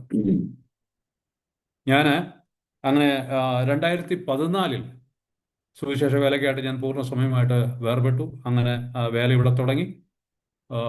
സുവിശേഷകനായിരിക്കുന്ന പൗലോസ് സഹോദരനും കുടുംബവും ജൈനമാൻറ്റിയെ സംബന്ധിച്ചോളം വളരെ ദൈവമുള്ള ബന്ധത്തിൽ വളരെയധികം ആർത്തിയും അതുപോലെ വളരെ സീലായിട്ടുള്ളൊരു വ്യക്തിയാണ്. എന്നെ വിളിക്കും, ഞങ്ങൾ ഒരുമിച്ച് കുടുംബങ്ങൾ കയറി ഇറങ്ങുക, ട്രാക്സ് കൊടുക്കുക, എവിടെയൊക്കെ സുവിശേഷം അറിയിക്കാൻ സാധിക്കും അവിടെയെല്ലാം സുവിശേഷം അറിയിക്കുക. അങ്ങനെ എനിക്കൊരു പ്രചോദനമായിരുന്നു. അപ്പോൾ ജനമാൻറ്റി എന്നോട് പലപ്പോഴും പറയും, ബാബുസോരനെ ദൈവം വിളിച്ചിട്ടുണ്ട് വേലയ്ക്കായിട്ട്. അങ്ങനെ 2014 ജനുവരി മാസം ഞാൻ വേലയ്ക്കായിട്ട്, പൂർണ്ണസമയ വേലയ്ക്കായിട്ട് വേർതിരിഞ്ഞു. അന്ന് ഞാൻ ആക്ച്വലി ഇവിടെ വരുമ്പോൾ എൻ്റെ മനസ്സിൽ ചിന്ത മുഴുവനും എനിക്കറിയാവുന്ന ഫീൽഡ് ഫാർമസ്യൂട്ടിക്കൽ മാർക്കറ്റിംഗ് ആണ്. അപ്പോൾ ഒരു മരുന്ന് കമ്പനി തുടങ്ങി. അതിനകത്തുനിന്ന് കിട്ടുന്ന വരുമാനം കൊണ്ട് സുവിശേഷ വേലയും എൻ്റെ കുടുംബ ജീവനത്തിൻ്റെ ഉപജീവനം നടത്തണം എന്നുള്ള ചിന്തയിലാണ് വന്നത്. പക്ഷേ ആ ബിസിനസ് ഞാൻ തുടങ്ങി ഏകദേശം ഒരു 2 വർഷം കഴിയുമ്പോൾ എനിക്ക് മനസ്സിലായി അതും ദൈവം എന്നെ കൊണ്ട് ഉദ്ദേശിക്കുന്നതല്ലെന്ന് എനിക്ക് മനസ്സിലായതിനു ശേഷമാണ് ഞാൻ പൂർണ്ണസമയ സുവിശേഷ വേലയ്ക്കായിട്ട് ഞാൻ വേർതിരിയുന്നത്. ഞാൻ അങ്ങനെ വേർതിരിച്ച ശേഷം ആ സമയത്ത് തന്നെയാണ് പൗലോസ് സഹോദരന് തുടർന്ന് ഇവിടെ നിൽക്കാൻ വയ്യാത്തൊരു സാഹചര്യം വന്നു. അദ്ദേഹം തേശ്ശേരിയിൽ തൻ്റെ ജന്മസ്ഥലത്തേക്ക് പോവുകയും അവിടെ തേശ്ശേരി സഭയോട് ചേർന്ന് പ്രവർത്തനത്തിൽ നിന്ന് താൻ അവിടെ തുടരുകയും ചെയ്യുകയാണ്. ഇന്ന് എന്നെ സംബന്ധിച്ചോളം ഞാൻ തിരിഞ്ഞു നോക്കുമ്പോൾ ഞാൻ ഒരു മരുന്ന് കമ്പനിയിൽ നല്ലൊരു ഓണറബിൾ ആയിരിക്കുന്ന പൊസിഷനിൽ, സീനിയർ പൊസിഷനിൽ ആയിരുന്നു. ഞാൻ അന്ന് റിക്രൂട്ട് ചെയ്ത് ട്രെയിനിങ് കൊടുത്ത് വന്ന ആളുകൾ പലരും ഇന്ന് വളരെ സീനിയർ ലെവലിൽ പല ലക്ഷങ്ങൾ ശമ്പളം വാങ്ങുകയും കമ്പനിയുടെ വളരെ സീനിയർ ലെവലിലൊക്കെ ജോലി ചെയ്യുന്നുണ്ട്. പക്ഷെ ഞാൻ കഴിഞ്ഞ ഈ പറഞ്ഞ 12 വർഷം തിരിഞ്ഞു നോക്കുമ്പോൾ എനിക്ക് ലഭിച്ചിരിക്കുന്ന ആ തൃപ്തി, ആ കണ്ടൻമെൻറ്റ് അല്ലെങ്കിൽ സാറ്റിസ്ഫാക്ഷൻ, അത് ഒരു ജോലിയിലും എത്ര സീനിയർ ലെവലിൽ ചെന്നാലും എത്ര ശമ്പളം കിട്ടിയാലും ഒരു ലോകത്തിനും ഒരു ബോസിനും ഒരു കമ്പനിക്കും നൽകാൻ വയ്യാത്തതായിരിക്കുന്ന തൃപ്തി, സന്തോഷം, അത് പറഞ്ഞറിയിക്കാൻ വയ്യാത്തതാണ്. ഞാനത് ഓർത്ത് ദൈവത്തെ സ്തുതിക്കുകയാണ്. പക്ഷേ ഇതിനകത്ത് വരുമ്പോൾ ഇതിനകത്ത് ഈ അറിയാം, ഇപ്പം സഹോദരന്മാരുടെ ആദ്യം രാവിലെ തുടങ്ങിയപ്പോൾ ഓർപ്പിച്ചു, ദൈവവേലയുള്ള ബന്ധത്തിൽ സുവിശേഷ വേലയ്ക്കായിട്ട് ഇറങ്ങുമ്പോൾ അത് it is not a bed of roses. അതുകൊണ്ടും കല്ലും മുള്ളും നിറഞ്ഞ വഴികൾ തന്നെയാണ്. പ്രത്യേകിച്ച് നമ്മൾ വടക്കേന്ത്യയുടെ ഭാഗങ്ങളിലേക്ക് വരുമ്പോൾ ഞാൻ ഒരു കാര്യം നിശ്ചയം എടുത്തിരുന്നു: സുവിശേഷ വേലയോടുള്ള ബന്ധത്തിൽ, വേലയോടുള്ള ബന്ധത്തിലോ എൻ്റെ ഉപജീവനാർത്ഥമോ ഞാൻ ഒരു വ്യക്തിയുടെ അടുത്തും എന്നെ സഹായിക്കാനായിട്ട് ഞാൻ അഭ്യർത്ഥിക്കത്തില്ല. എന്നെ വിളിച്ചവൻ ദൈവം വിശ്വസ്തൻ എങ്കിൽ ഞാൻ തീർച്ചയായിട്ടും വിശ്വാസത്തോടുകൂടി തന്നെ എൻ്റെ പ്രവർത്തനം ഞാൻ കൊണ്ടുപോകുന്നുള്ളത്. ഞാൻ ദൈവനാമോഹത്തിനായിട്ട് ഞാൻ ചില കാര്യങ്ങൾ പറയാൻ ആഗ്രഹിക്കുകയാണ്. ഞാനിവിടെ വന്നതിന് ശേഷം വാടക കൊടുത്താണ് ഞാനിവിടെ താമസിച്ചിരുന്നത്. ആ സമയത്ത് മാസം നല്ലൊരു എമൗണ്ട് വാടകയ്ക്കായിട്ട് പോകും. അതിൻ്റെ പുറത്ത് കുഞ്ഞുങ്ങളുടെ വിദ്യാഭ്യാസം, ആഹാരം, പിന്നെ സഭാ പ്രവർത്തനങ്ങൾ, ഇതെല്ലാം വരുമ്പോൾ നല്ലൊരു എമൗണ്ട് ചെലവുണ്ട്. അങ്ങനെ ആലോചിച്ചപ്പോൾ ഈ വീടിന് കൊടുക്കുന്ന വാടക ഞാൻ എന്തിനാ വേസ്റ്റ് ആകുന്നു? ഒരു വീട് വാങ്ങിയാൽ EMI അടയ്ക്കുന്നത് കൊണ്ട് എനിക്ക് ഒരു 10 വർഷമോ 15 വർഷമോ കഴിയുമ്പോൾ വീട് എനിക്ക് സ്വന്തമാകും. ആ ഒരു ചിന്ത ദൈവസന്നിധിയിൽ സമർപ്പിച്ച് പ്രാർത്ഥിച്ചു. ദൈവന് വഴികൾ തുറന്നു. ഒരു നല്ല ബിൽഡിങ് ആ സൊസൈറ്റി പുതുതായിട്ട് ആദ്യമായിട്ട് പണിയുന്ന ഒരു കെട്ടിടമായിരുന്നു. അതിൻ്റെ വർക്ക് എനിക്ക് നന്നായി ഇഷ്ടപ്പെട്ടു. ഞാൻ ഭാര്യയായിട്ട് പോയി പ്രാർത്ഥനയോടുകൂടി അതിന് അഡ്വാൻസ് കൊടുത്ത വീട് വാങ്ങി ഞങ്ങൾ അതിനൊക്കെ താമസം മാറ്റി. 2007 തന്നെ അങ്ങോട്ടേക്ക് താമസം മാറ്റി. അതിനുശേഷം ഈ സുവിശേഷ വേലയ്ക്കായിട്ട് വേറെ സമയത്ത് എല്ലാ മാസവും വീടിൻ്റെ EMIയും അതുപോലെ ചിലവുകൾ അടക്കം എനിക്ക് നല്ലൊരു എമൗണ്ട് ചിലവ് വരുമ്പോൾ ബുദ്ധിമുട്ടിലൂടെ കടന്നു പോയിട്ട്, പക്ഷേ ദൈവം വിശ്വസ്തനായിരുന്നു. തക്ക സമയത്ത് തന്നെ ദൈവം അതിനുള്ള എല്ലാ വഴികളും തുറന്നു. പല രീതിയിൽ ദൈവം അതിനുള്ള മാർഗങ്ങൾ തുറന്നു തന്നു. ഒരിക്കലും ഞാൻ ആദ്യം പറഞ്ഞ പോലെ തന്നെ ആരുടെയും മുമ്പിൽ സുവിശേഷ വേലയുള്ള ബന്ധത്തിൽ എനിക്ക് ആ, ആ, കൈ നീട്ടേണ്ടി വന്നിട്ടില്ല. പക്ഷെ ഒരു സംഭവം നടന്നു. അതിനുള്ള ബന്ധത്തിൽ ഞാൻ പറഞ്ഞു കൊള്ളട്ടെ. ഞാൻ ഈ വീട് വാങ്ങി ഇതിന്റെ ആനുവൽ ടാക്സ്, വീടിന്റെ ടാക്സ് നല്ലൊരു എമൗണ്ട് വരും. അത് കോർപ്പറേഷൻ ലിമിറ്റ് ആണ്, പൂനെ കോർപ്പറേഷൻ ലിമിറ്റിന് ഉള്ളിൽ തന്നെയാണ്. അപ്പോൾ അങ്ങനെ വന്നപ്പോൾ 10 വർഷം ഞാൻ ഈ ടാക്സ് അടയ്ക്കാനായിട്ട് എനിക്ക് സാധിച്ചില്ല. കുഞ്ഞുങ്ങളുടെ പഠിത്തവും കാര്യങ്ങളൊക്കെ ആയിട്ട് പോയി. 10 വർഷം കഴിഞ്ഞ സമയത്ത് കോർപ്പറേഷനിൽ നിന്നൊരു വ്യക്തി ഒരു നോട്ടീസുമായിട്ട് വന്നു. വരുന്ന ഒരു 30 ദിവസത്തിനകം ഈ ടാക്സ് എമൗണ്ട് നല്ലൊരു എമൗണ്ട് ഉണ്ട്, അതിൻ്റെ പകുതിയെങ്കിലും അടച്ചില്ലെങ്കിൽ ഇത് സീൽ ചെയ്യും എന്നുള്ളത് അവരറിയിച്ചു. ഞാനും എൻ്റെ ഭാര്യ സൂസനും രാത്രിയിൽ മുട്ടുകളെ മടക്കി ഞങ്ങൾ പ്രാർത്ഥിക്കാൻ തുടങ്ങി. ദിവസങ്ങൾ കഴിഞ്ഞു. ഏകദേശം ഒരു 10, 14, 15 ദിവസങ്ങൾ കഴിഞ്ഞു. ഒരു ദിവസം രാത്രിയിൽ 2 മണി കഴിഞ്ഞ് കാണും. ഞങ്ങൾ പ്രാർത്ഥിച്ച് എഴുന്നേൽക്കുന്ന സമയം എൻ്റെ ഫോൺ രാത്രിയിൽ റിങ് ചെയ്യുകയാണ്. ഞാൻ ഫോൺ എടുത്ത് നോക്കിയപ്പം അതിനകത്ത് പേരൊന്നും കാണുന്നില്ല, സ്റ്റോർ ചെയ്യാത്തൊരു നമ്പറാണ്. അത് നോക്കിയപ്പോൾ 001 ആണ് ആ നമ്പർ. ഞാനത് എടുത്തിട്ട് എന്നോട് ചോദിച്ചു, എടാ ബാബു, നീ എവിടെയാ? ഈ ശബ്ദം കേട്ടപ്പോൾ വളരെ സുപരിചിതമായിരിക്കും ശബ്ദം, വളരെ അടുത്ത് പരിചയമുള്ള ഒരു ശബ്ദം. ഈ ശബ്ദം ആരുടേതാണെന്ന് എനിക്ക് ഒന്ന് ഡിസ്ട്രിബ്യൂട്ട് ചെയ്യാൻ പറ്റുന്നില്ല. അപ്പോൾ അടുത്ത 2-3 സെക്കൻഡ് ശേഷം, ഓ, നിനക്ക് എന്നെ ഓർമ്മ കിട്ടുന്നില്ലേ? അപ്പോൾ എനിക്ക് മനസ്സിലായി. അപ്പോൾ ഞാൻ എടുത്ത് ചോദിച്ചു, ആ സഹോദരൻ ഡോക്ടർ നോബൽ ജോർജ് അല്ലേ? ആ അതെ. നീ സുവിശേഷ വേലക്കായി വേർതിരിയെന്നുള്ള ഞാൻ ഒരാൾ പറഞ്ഞറിഞ്ഞു. കുറച്ച് ദിവസങ്ങളായിട്ട് നിന്നെ വിളിക്കണമെന്ന് ഞാൻ വിചാരിച്ചിരിക്കുകയായിരുന്നു. ഇന്ന് എനിക്ക് സമയം കിട്ടി. അപ്പോൾ കാനഡയിൽ നിന്നാണ് വിളിക്കുന്നത്. ഇവിടുത്തെ സമയം അദ്ദേഹത്തിന് അറിയാം. നീ രാത്രി ഉറങ്ങണമെന്ന് എനിക്കറിയാം, പക്ഷേ ഇന്ന് വിളിക്കാതിരിക്കാൻ പറ്റത്തില്ല, ഞാൻ നിന്നെ വിളിക്കുകയാണെന്ന് പറഞ്ഞ് എൻ്റെ കൊച്ചു കുഞ്ഞുങ്ങൾ ആയിരുന്നു. ഏകദേശം ഞങ്ങൾ 25 വർഷം മുമ്പ് ബറോഡയിൽ ഞാൻ സൺ ഫാർമസ്യൂട്ടിക്കൽ വർക്ക് ചെയ്യുന്ന സമയത്ത് ഞാൻ 2-3 വർഷം അവിടെ ഉണ്ടായിരുന്നു. അവിടുത്തെ കൂട്ടായ്മയിൽ ഞങ്ങളോടൊപ്പം ഉണ്ടായിരുന്ന സഹോദരനാണ് ഡോക്ടർ നോബൽ. ഞാൻ ദൈവനാമത്തിനായിട്ടാണ് പറയുന്നത്. അത് അതിനുശേഷം 25 വർഷം ശേഷമാണ് ഈ സഹോദരനെ വിളിക്കുന്നത്. വിളിച്ച് ഞാൻ ചുരുക്കി പറയട്ടെ, പേര് പറഞ്ഞാൽ ക്ഷമിക്കണം. അദ്ദേഹം പറഞ്ഞു, ഞാൻ ഒരു കൂട്ടായ്മ അയക്കുകയാണ്. കുറേ നേരം സംസാരിച്ച ശേഷം ഞാൻ പറയട്ടെ സഹോദരന്മാരെ, പിറ്റേ ദിവസം ഞാൻ വെസ്റ്റേൺ യൂണിയനിൽ പോയി ആ പൈസ വാങ്ങിയപ്പോൾ ഞാൻ അടയ്ക്കേണ്ട തുക ദൈവം എനിക്ക് വേണ്ടി കരുതിയിരുന്നു. ദൈവനാമം വാഴ്ത്തപ്പെടട്ടെ. ഇതൊരു വിഷയമാണ്. സുവിശേഷ വേലയ്ക്കായിട്ട് ഞാൻ വേറെ ഇതിൻ്റെ സമയത്തിന് ഉണ്ടായതാണ്. അതിനുശേഷം വീണ്ടും വേലയിലുള്ള ബന്ധത്തിൽ മുമ്പോട്ട് പോയി. ഞാൻ കുഞ്ഞുങ്ങളുടെ വിദ്യാഭ്യാസം ദൈവം വളരെ അത്ഭുതമായിട്ട് നടത്തി. സഭയുള്ള ബന്ധത്തിൽ പ്രവർത്തനം, അതുപോലെ ഇവിടെ ഒരു ടീമുണ്ട്. ഈ വെസ്റ്റേൺ മഹാരാഷ്ട്രയിലുള്ള പ്രവർത്തനം ഞങ്ങൾ ടീമായിട്ട് നടത്തുന്നുള്ളൂ. അപ്പോൾ ആ ടീമിനോട് ചേർന്ന് പ്രവർത്തിക്കാനുള്ള ദൈവം സാഹചര്യം ഒരുക്കി. ഞങ്ങളൊരു 10-12 പേരോളം ഉണ്ട് ഇവിടെ വെസ്റ്റേൺ മഹാരാഷ്ട്രയിൽ. ഫാൾട്ടൻ, അതുപോലെ തന്നെ ബാരാമതി, പണ്ഡർപൂർ, അതുപോലെ സത്താര, കരാട്, ഇങ്ങനെയുള്ള സ്ഥലങ്ങളിലെല്ലാം പോയി പ്രവർത്തിക്കുവാൻ ഇവിടുത്തെ സ്ഥലസഭകൾ രൂപീകൃതമാകാനും ദൈവം ഇടവരുത്തി. ഇതോടൊപ്പം തന്നെ ഞാൻ വേറെയുള്ള ബന്ധത്തിൽ പറഞ്ഞു കൊള്ളട്ടെ, ഹിന്ദി ഭാഷക്കാരായിരിക്കുന്ന അനേക തൊഴിലാളികൾ നമ്മുടെ കേരളത്തിൽ നിന്നുണ്ട്. അവരോടുള്ള ബന്ധത്തിൽ അവരുടെ ഇടയ്ക്ക് സുവിശേഷം അറിയിക്കാനുള്ള സാഹചര്യം ദൈവം ഒരുക്കി തന്നു. ഏകദേശം ഒരു 2.5 വർഷം മുമ്പ് മൂന്നാറിൽ, അവിടെ ടാറ്റ തേയിലത്തോട്ടത്തിൽ ജോലി ചെയ്യുന്ന ജാർഖണ്ഡ്, ആസാം തുടങ്ങിയ ദേശങ്ങളിൽ വന്നിരിക്കുന്ന സഹോദരങ്ങളുടെ ഇടയിൽ പ്രവർത്തനം തുടങ്ങാൻ ദൈവം ഇടയാക്കി തീർത്തു. അവിടെ ഏകദേശം 70 പേരോളം മുമ്പോട്ട് വന്നിട്ടുണ്ട്. ഇന്ന് അവിടെ ഒരു സുവിശേഷകനെ ഞങ്ങളുടെ പ്രാർത്ഥനയുടെ ഫലമായിട്ട് ദൈവം തന്നു. ആ സുവിശേഷൻ രാജസ്ഥാനിൽ നിന്ന് വന്നിരിക്കുന്ന ഒരു സഹോദരനാണ്, ദീപു അഹിർവാർ. അദ്ദേഹം കുടുംബമായിട്ട് അങ്ങോട്ട് വന്നു. അവിടെ അവരുടെ മധ്യത്തിൽ അങ്ങനെ ഒരുമിച്ച് പ്രവർത്തിപ്പാനും ഒരു സഭ ഉണ്ടാകുവാനും ദൈവം ഇടയാക്കിക്കൊണ്ടിരിക്കുകയാണ്. അതോടൊപ്പം തന്നെ ഞങ്ങൾ പ്രവർത്തിച്ച സമയത്താണ് തിരുപ്പൂരിൽ നിന്ന് ഇതേപോലെ തന്നെ ഞങ്ങളെ വിളിച്ചു. അവിടെയും ഈ ഹോസേരി ഇൻഡസ്ട്രീസിൽ കണ്ടമാനം നോർത്ത് ഇന്ത്യൻ തൊഴിലാളികൾ ജോലി ചെയ്യുന്നുണ്ട്. അവരുടെ ഇടയിലുള്ള ബന്ധത്തിൽ ഞങ്ങളെ അങ്ങോട്ട് വിളിച്ചു. അവിടെയും ഒരു പ്രവർത്തനം തുടങ്ങാൻ ദൈവത്തിനുള്ള ബന്ധത്തിൽ ദൈവം ഇടയാക്കി തീർത്തു.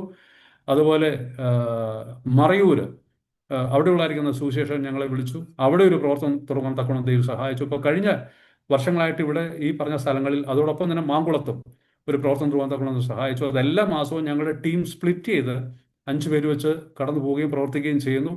ഞാൻ ആ വിഷയവും ദൈവനാമ മൊത്തത്തിനും പ്രാർത്ഥനയായിട്ട് ഞാൻ ഓർമ്മിക്കട്ടെ.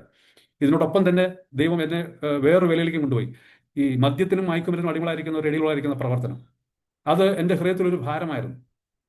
എന്നോട് കൂടെ പഠിച്ച അനേകരെ ഇതുപോലെ മദ്യത്തിനും മയക്കുമരുന്നും അടിമകളായിട്ട് അവരുടെ ജീവിതം നശിച്ചു പോകുന്നത് ഞാൻ കണ്ടിട്ടുണ്ട്. ഇതിനിടയ്ക്ക് ഒരു സംഭവം ഞാൻ പറഞ്ഞു കൊള്ളട്ടെ. എൻ്റെ പൂനിലുള്ളായിരിക്കുന്ന വീട്ടിൽ ഞങ്ങളെ സഹായിക്കാനായിട്ട് ഒരു സ്ത്രീ വരുമായിരുന്നു. ഈ സ്ത്രീയെ സംബന്ധിച്ചോളം അവരുടെ ഭർത്താവ് വളരെ മദ്യത്തിനും മയക്കുമരുന്നും അടിമയായിട്ട് ആ കുടുംബം മുഴുവൻ നാശമായിട്ട് പോവുകയാണ്. അവർക്ക് 2 പെൺകുഞ്ഞുങ്ങളും ഒരു ആൺമകനുമുണ്ട്. അവരൊരു ചോപ്പടിപ്പട്ടി ഒരു ഒരു ഈ നമ്മുടെ തകര ഷീറ്റ് ഉണ്ടാക്കി വീട്ടിൽ ഒരു ബെഡ്റൂം മാത്രമേ ഉള്ളൂ, ഒരു റൂം മാത്രമേ ഉള്ളൂ, അവിടെയാണ് അവർ ജീവിക്കുന്നത്. അവരിവിടെ വരാൻ തുടങ്ങിയത് അവർക്കൊരു സഹായമായിട്ടിരിക്കാൻ വേണ്ടിയിട്ട് മാത്രമാണ്. അവരിവിടെ ജോലി ചെയ്യും, അതിനനുസരിച്ച് ഒരു ശമ്പളം കൊടുക്കാൻ സാധിക്കും, അതോടൊപ്പം തന്നെ സുവിശേഷം അറിയിക്കാനുള്ളതായിരിക്കും. സാവകാശം കിട്ടി. ഈ കുഞ്ഞുങ്ങൾക്ക് ഇംഗ്ലീഷ് ഭാഷയുടെ ട്യൂഷനും എൻ്റെ ഭാര്യ സോസിന് എടുത്തു കൊടുക്കാനുള്ള സാവകാശം കിട്ടി. അങ്ങനെ ഇരിക്കുമ്പോൾ ഞാൻ ഈ സഹോദരിയോട് പറഞ്ഞു, സഹോദരി, നിങ്ങൾക്ക് നന്നായിട്ട് ഭക്ഷണം ഉണ്ടാക്കാൻ അറിയാം, എങ്ങനെയെങ്കിലും ഒരു മെസ്സായിട്ട് തുടങ്ങിക്കഴിഞ്ഞാൽ നിങ്ങൾക്ക് നല്ലൊരു വരുമാനം കിട്ടും. അങ്ങനെ ഇവിടെ ഞങ്ങളുടെ വീടിൻ്റെ അടുത്ത് ദേശായി ഐ ഹോസ്പിറ്റൽ, കണ്ണിൻ്റെ ഒരു ഹോസ്പിറ്റൽ ഉണ്ട്, അവിടെ ഒരു ഇൻസ്റ്റിറ്റ്യൂട്ടും കൂടിയാണ്. അവിടെ കണ്ടമാനം സ്റ്റുഡൻസ് ഉണ്ട്, ഹൗസ് സർവൻസ് ഉണ്ട്. ഈ സഹോദരി അവിടെ ചെന്ന് അന്വേഷിച്ചപ്പോൾ ഏകദേശം 15 പേരെ അവിടെ മെസ്സ് നടത്താനുള്ളതായിരിക്കുന്ന പെർമിഷൻ ഇത് കിട്ടി. അങ്ങനെ അവർ തുടങ്ങി. ഇവർ തുടങ്ങിയതിന് ശേഷം ഇവർ ആ ചോപ്പടിപ്പട്ടിയിൽ നിന്ന്, അല്ലെങ്കിൽ ഈ തകര ഷെഡ്യൂളിൽ വീട്ടിൽ നിന്ന് അവർ ഒരു സിംഗിൾ ബെഡ്റൂം ഫ്ലാറ്റിലേക്ക് താമസം മാറ്റി, ഞങ്ങളുടെ വീടിൻ്റെ അടുത്ത് തന്നെ. പക്ഷേ ഈ പറഞ്ഞ ഇദ്ദേഹത്തിൻ്റെ ഈ സ്ത്രീയുടെ ഭർത്താവ് ഇടയ്ക്കിടയ്ക്ക് ഇവിടെ വന്ന് വരും.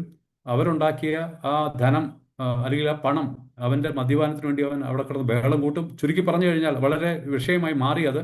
അവന് ഈ ഭാര്യയും മക്കളും തീരെ അവനെ അല്ലെങ്കിൽ ബഹുമാനിക്കാതായി. അവൻ വീട്ടിൽ കയറാതായി, അവിടെ ഒന്ന് ബഹളം ഉണ്ടാക്കുന്നതായി നിമിത്തമായിട്ട് ഇവന് ഒരു ദിവസം ഈ വീടിൻ്റെ മുമ്പിൽ, ഞങ്ങളുടെ വീടിൻ്റെ മെയിൻ റോഡിലെ സൈഡിൽ ഒരു വൈകുന്നേരം 3 മണിക്ക് അവന് ഒരു കന്നാസിനകത്ത് പെട്രോളോ ഡീസലോ കൊണ്ടുവന്ന് അവൻ്റെ തലയിൽ ഒഴുക്കുകയും, ഈ സ്ത്രീയെ പേടിപ്പിക്കാൻ ചെയ്തൊരു കാര്യമായിരിക്കണം. അവൻ തീപ്പെട്ടിക്കൊള്ളി ഉരച്ച് ദൂരെ പിടിച്ചപ്പോൾ തീ അവനെ കയറി പിടിക്കുകയും അവനെ തീയിൽ അകപ്പെട്ട് നിലത്ത് വീഴുകയും ചെയ്തു. ഞാൻ അപ്പോൾ എൻ്റെ മോനും എന്ന് പറഞ്ഞു, ഡാഡി അവിടെ ആരോ തീ കത്തിച്ച് നിലത്ത് വീണ് കിടക്കും. ഞാൻ ചെന്ന് നോക്കി, അപ്പോൾ എനിക്ക് മനസ്സിലായി ഇവനാണെന്നുള്ളത്. ഇവൻ്റെ പലവട്ടം ഞാൻ പരിശ്രമിച്ചിരുന്നു ഇവനുമായിട്ട് സൂചന പങ്കുവയ്ക്കാൻ, പക്ഷെ ഒരിക്കലും അവനെ കിട്ടിയില്ല. ഇതെൻ്റെ ഹൃദയത്തിന് ഭാരമായി. അങ്ങനെ ഇരിക്കുമ്പോൾ ഈ മദ്യപാനികളുടെ ഇടയിൽ, അഡിക്ട്സ് ആയിട്ടുള്ളതായിരിക്കുന്ന ആളുടെ ഇടയിൽ പ്രവർത്തനം തുടങ്ങാൻ ഇടയായി തീർന്നു. ഇവിടെ പൂനെയിൽ ഒരു റീഹാബ് സെൻറ്റർ തുടങ്ങാൻ ദൈവം ഇടയാക്കി തീർത്തു. പൂനെയിൽ നിന്ന് എൻ്റെ വീട്ടിൽ നിന്ന് 60 കിലോമീറ്റർ ദൂരെ ബോർ എന്ന് പറയുന്ന സ്ഥലത്ത് ഒരു സഹോദരൻ 1.5 ഏക്കർ സ്ഥലത്തിനകത്ത്, അതിനകത്തുള്ള കംപ്ലീറ്റ് ഫെസിലിറ്റീസും കെട്ടിടവും റൂമും അതിനകത്ത് വേണ്ട എല്ലാ കാര്യങ്ങളും അദ്ദേഹം നല്ലൊരു എമൗണ്ട് ചിലവാക്കി എനിക്ക് ഹാൻഡ് ഓവർ ചെയ്തു. അവിടെ പ്രവർത്തനം തുടങ്ങി. അത് 2018 തുടങ്ങി. ഏകദേശം 5 വർഷം അത് നടത്താൻ ദൈവം ഇടയാക്കി തീർത്തു. പക്ഷേ അതിനോടിടയ്ക്ക് അവിടെ ചുറ്റുവട്ടത്തുള്ളവർ ചില വിഷയങ്ങൾ ഉണ്ടാക്കിയതിന് ശേഷം ഞങ്ങൾക്ക് അത് നിർത്തേണ്ടി വന്നു. അതിപ്പോൾ അടഞ്ഞിടയ്ക്കുകയാണ്. അവിടെ ആ പ്രവർത്തനങ്ങളായിരിക്കുന്ന ആഗ്രഹം ഇപ്പോഴുണ്ട്. അതും പ്രത്യേക പ്രാർത്ഥന ഓർക്കണം. മാത്രവുമല്ല, ഈ പ്രവർത്തനം ഞാൻ തുടങ്ങിയ സമയത്ത് ബാംഗ്ലൂരിൽ ഉള്ളതായിരിക്കുന്ന ലൈഫ് ചലഞ്ച് ഇന്ത്യ എന്ന് പറഞ്ഞ ഒരു പ്രവർത്തനം നടത്തുന്ന ഒരു ചാരിറ്റി ഓർഗനൈസേഷൻ ഉണ്ട്. അവരെന്നെ ബന്ധപ്പെട്ടു. അവരെന്നോട് പറഞ്ഞു, ബ്രദറെ ഞങ്ങളെ സഹായിക്കണം. അങ്ങനെ ഞാൻ അവിടെ പോകുന്നതിനും, അവർക്ക് 3 റിഹാബ് സെൻ്റർ ഉണ്ട്, ബാംഗ്ലൂരും, കോട്ട, രാജസ്ഥാൻ, ഡിമാപൂർ, നാഗാലാൻഡ്. ഈ സെൻ്ററുകളിലെല്ലാം ഈ മദ്യപാനികളെ പാർപ്പിച്ച് അവർ സുവിശേഷം അറിയിച്ച് അവരെ രക്ഷയിലേക്ക് കൊണ്ടുവരുന്ന ഒരു ശുശ്രൂഷയാണ്. അതോടൊപ്പം തന്നെ നമ്മുടെ തിരുവല്ലയിൽ അനാമസ് മുക്തിഭവൻ എന്ന് പറഞ്ഞുകൊണ്ട് തിരുവല്ല നമ്മുടെ കാക്കത്തൂർ എന്ന് പറയുന്ന സ്ഥലത്ത് ഒരു സെൻ്റർ ഉണ്ട്. അവരുമായിട്ട് ബന്ധപ്പെട്ടു. അതോടൊപ്പം അനുബന്ധിച്ചാണ് ഇവിടെയും ഈ മദ്യപാനികളുടെ ഇടയ്ക്ക് പ്രവർത്തനം തുടങ്ങാൻ ഇടയായി തീർന്നത്.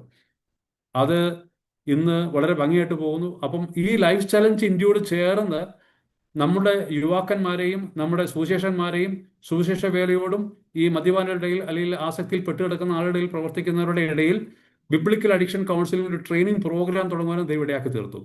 അത് ഫെസിലിറ്റേറ്റേഴ്സ് ട്രെയിനിങ് പ്രോഗ്രാം എന്ന് പറയുന്ന ശുശ്രൂഷയാണ്. 40 മണിക്കൂറാണ് അതിൻ്റെ ക്ലാസ്. അത് ഞങ്ങൾ സൂമിൽ ഓൺലൈനായിട്ട് ഇപ്പം 5 ബാച്ചോളം കഴിഞ്ഞു. ഇംഗ്ലീഷ് ഭാഷയിലും ഹിന്ദി ഭാഷയിലും മലയാളം ഭാഷയിലും. അതിപ്പോൾ ഇവിടെ മറ്റു സംസ്ഥാനങ്ങൾക്ക് അത് വ്യാപിച്ചുകൊണ്ടിരിക്കുകയാണ്. ഈ വരുന്ന സെപ്റ്റംബറിലും അതിൻ്റെ ബാച്ച് തുടങ്ങാൻ ആഗ്രഹിക്കുകയാണ്. ഈ പ്രവർത്തനത്തെയും നിങ്ങൾ പ്രാർത്ഥന ഓർക്കുക. അതോടൊപ്പം തന്നെ ഈ അഡിക്ഷൻ അവയർനെസ് സെമിനാറുകൾ ഞങ്ങൾ സ്കൂളുകളിൽ നടത്തുന്നുണ്ട്. അത് ഇവിടെയുള്ള സ്കൂളുകൾ ഇപ്പോൾ പൂനെയിലും, അതോടൊപ്പം തന്നെ ഈ സർട്ടിഫൈഡ് ആയിട്ടുള്ളതായിരിക്കുന്ന ഫെസിലിറ്റേറ്റേഴ്സും അത് നാട്ടിലും അവർ ചെയ്യുന്നുണ്ട്. മൂവാറ്റുപുഴ, അതുപോലെ തന്നെ എറണാകുളം ജില്ലകളിൽ അത് തുടങ്ങിയിട്ടുണ്ട്. അതുപോലെ റാന്നിയിൽ തുടങ്ങിയിട്ടുണ്ട്. അവിടെയും അത് ഈ ശുശ്രൂഷ സ്കൂളുകളിൽ സന്ദർശിച്ച് അവിടെ ഈ ആസക്തിയോട് അനുബന്ധിച്ചുള്ള സെമിനാറുകളും ഞങ്ങൾ നടത്തുന്നുണ്ട്. ഇത് വളരെ ഭംഗിയായിട്ട് പോകുന്നുണ്ട്. കൊച്ചു കുഞ്ഞുങ്ങളെ 8ാം ക്ലാസ് മുതൽ 12ാം ക്ലാസ് വരെ പഠിക്കുന്ന കുട്ടികൾക്ക് ഇതിനൊരു അവബോധം വരുത്താനായിട്ട് നടത്തുന്നത്. അവിടെ സുവിശേഷം അറിയിക്കാൻ സാധിക്കത്തില്ല, പക്ഷേ ആസക്തിയെക്കുറിച്ചുള്ള അതിൻ്റെ അനന്തരഫലങ്ങളും കാര്യങ്ങളും അവിടെ പറയാൻ തക്കോണം സാധിക്കുന്നുണ്ട്. ഇതേ നിലയിലാണ് ഇന്ന് ശുശ്രൂഷ പോകുന്നത്. ഇന്ന് ഞങ്ങളെ സംബന്ധിച്ചോളം ദൈവം വളരെ അനുഗ്രഹമായിട്ട് നടത്തുന്നു. ഒന്നിനും യഹോവൻ്റെ ഇടയനാവുന്നു, എനിക്ക് ഒന്നിനും മുട്ടുണ്ടാകുകയില്ല എന്നുള്ളതായിരിക്കുന്ന ദൈവവചനം തീർച്ചയായിട്ടും അത് പ്രാവർത്തികമായിട്ട് ഞങ്ങളുടെ ജീവിതത്തിൽ നടക്കുന്നു. ശുശ്രൂഷ വളരെ ഭംഗിയായിട്ട് പോകുന്നു. ഇപ്പോൾ നേരിട്ട് തന്ന ഒരു പ്രശ്നം, ഈ പൂനെയിലുള്ളതായിരിക്കുന്ന റിഹാബ് സെൻറ്റർ വീണ്ടും അത് റീഓപ്പൺ ചെയ്യണം, അല്ലെങ്കിൽ അവിടെ നിന്ന് ഷിഫ്റ്റ് ചെയ്തിട്ട് എവിടെയെങ്കിലും ഒരു സ്ഥലം വാങ്ങി ഈ റീഹാബ് സെൻറ്റർ തുടങ്ങണം എന്നുള്ളതായിരിക്കുന്ന ആഗ്രഹമുണ്ട്. അതും ഞാൻ പ്രാർത്ഥനയ്ക്കായിട്ട് ഈ വിഷയം വെക്കുകയാണ്. എന്നെ സംബന്ധിച്ചോളം അധികം വളരെ ബുദ്ധിമുട്ടൊന്നും ദൈവം വരെ തന്നിട്ടില്ല. നമുക്കറിയാം സുവിശേഷം വളരെ ബുദ്ധിമുട്ടാണ് ഈ കാലഘട്ടത്തിൽ, പ്രത്യേകിച്ച് നോർത്തിനുള്ള ഭാഗങ്ങൾ നടത്തുക എന്നുള്ളത്. ഇതുവരെ എതിർപ്പുകളൊന്നും വന്നിട്ടില്ല. എതിർപ്പുകൾ വരുന്ന സ്ഥാനത്ത് ഞങ്ങൾ അവിടെ നിന്ന് ഒഴിഞ്ഞു മാറുകയാണ് ചെയ്തിരിക്കുന്നത്. അതുകൊണ്ട് വേറെ വിഷയമൊന്നും വന്നിട്ടില്ല. ഇപ്പോൾ ഞങ്ങൾ നടത്തുന്ന വേല എന്ന് പറഞ്ഞാൽ സഭയുള്ള ബന്ധം നടത്തുന്ന പ്രവർത്തനം മുഴുവനും ഇപ്പോൾ ഈ സംസ്ഥാനത്തും നമുക്കറിയാം ഈ കൺവെർഷൻ്റെ ബില്ല്, ആന്റി കൺവെർഷൻ ബില്ല് കൊണ്ട് പാസ്സാക്കിയിട്ടുണ്ട്. അതുകൊണ്ട് വളരെ പ്രാർത്ഥനയോടെ ഞങ്ങൾ പോകുന്നു. അതുകൊണ്ട് ഞങ്ങളിപ്പോൾ ട്രാക്സ് പോലും കൊടുക്കാൻ സാധിക്കത്തില്ല. റെഫറൻസുകൾ എടുത്താണ് ഞങ്ങളിപ്പോൾ ശുശ്രൂഷ അറിയിക്കുന്നത്. അത് പ്രത്യേകം ഞാൻ അതും പ്രാർത്ഥനയ്ക്കായിട്ട് ഓർപ്പിക്കുകയാണ്. എന്നെ സംബന്ധിച്ചുള്ള എൻ്റെ ഭാര്യ നല്ലൊരു പ്രാർത്ഥന സ്ത്രീയാണ്. എന്നോടൊപ്പം തന്നെ മുട്ടുകളെ മടക്കാനും പ്രാർത്ഥിക്കാനും എൻ്റെ പ്രവർത്തനത്തിനുള്ള ബന്ധത്തിൽ വളരെ സപ്പോർട്ടും എൻ്റെ ഭാര്യയും എൻ്റെ കുഞ്ഞുങ്ങളും ആ നിലയിൽ വളരെയധികം സപ്പോർട്ട് ചെയ്യുന്നുണ്ട്.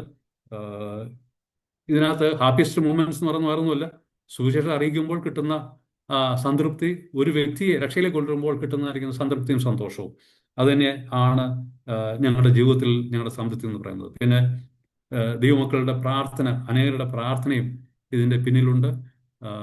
ഞാൻ അതും സന്തോഷത്തിനായിട്ടും ദൈവനാമത്തിനായിട്ടും അറിയിച്ചു കൊള്ളട്ടെ. ഇനിയും ഏതെങ്കിലും വിഷയങ്ങൾ അറിയണമെന്നുണ്ടെങ്കിൽ എന്നോട് ചോദിച്ചാൽ ഞാൻ പറയാം. എല്ലാ വിഷയങ്ങളും ഞാൻ ടച്ച് ചെയ്തോ എന്ന് എനിക്ക് അറിയത്തില്ല. ഏതെങ്കിലും വിഷയം ഉണ്ടെങ്കിൽ, സംശയം ഉണ്ടെങ്കിൽ എന്നോട് ചോദിക്കാൻ ഞാൻ അതിന് ഉത്തരം പറയുന്നതാണ്.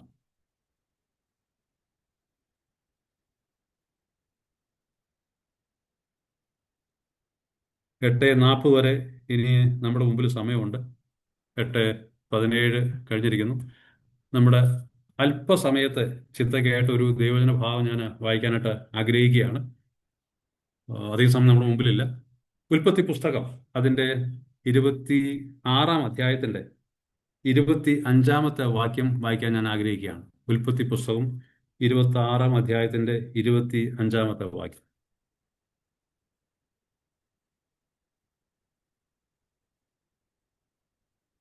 അവിടെ അവൻ ഒരു യാഗപീഠം പണിതു, യഹോവയുടെ നാമത്തിൽ ആരാധിച്ചു. അവിടെ തൻ്റെ കൂടാരം അടിച്ചു. അവിടെയും ഇസാക്കിന്റെ ദാസന്മാർ ഒരു കിണർ കുഴിച്ചു. ഇത് ഇസാക്കിന്റെ ജീവിതത്തിലുള്ള ബന്ധത്തിൽ രേഖപ്പെടുത്തിയിരിക്കുന്ന ഒരു വിഷയമാണ്. നമുക്കറിയാം, പഴയ നിയമത്തിലുടനീളം യാഗപീഠം, യാഗം നമുക്ക് ഉടനീളം കാണാൻ കഴിയുന്ന ഒരു വസ്തുതയാണ്. പ്രത്യേകിച്ച് പഴയ നിയമ പിതാക്കന്മാർ അല്ലെങ്കിൽ ഓൾഡ് ടെസ്റ്റ്മെന്റിൽ പാത്രിയാർക്സ്, അവരുടെ ജീവിതത്തിൽ വളരെ പ്രാധാന്യം ഉണ്ടായിരുന്ന ഒരു വിഷയമാണ് യാഗപീഠം അല്ലെങ്കിൽ യാഗം എന്നുള്ളത്. ഇവിടെ ഇസാക്കിനെ സംബന്ധിച്ചോളം തൻ്റെ പിതാവായിരിക്കുന്ന അബ്രഹാമിന്റെ ജീവിതത്തിലുടനീളം താൻ ചെല്ലുന്ന സ്ഥലത്ത് താൻ ഒരു ടെന്റ് അല്ലെങ്കിൽ ഒരു കൂടാരം അടിക്കുന്നതിന് മുമ്പ് തന്നെ താൻ ചെയ്തിരുന്നൊരു പ്രവൃത്തിയാണ് ഒരു യാഗപീഠം ഉണ്ടാക്കുക എന്നുള്ളത്.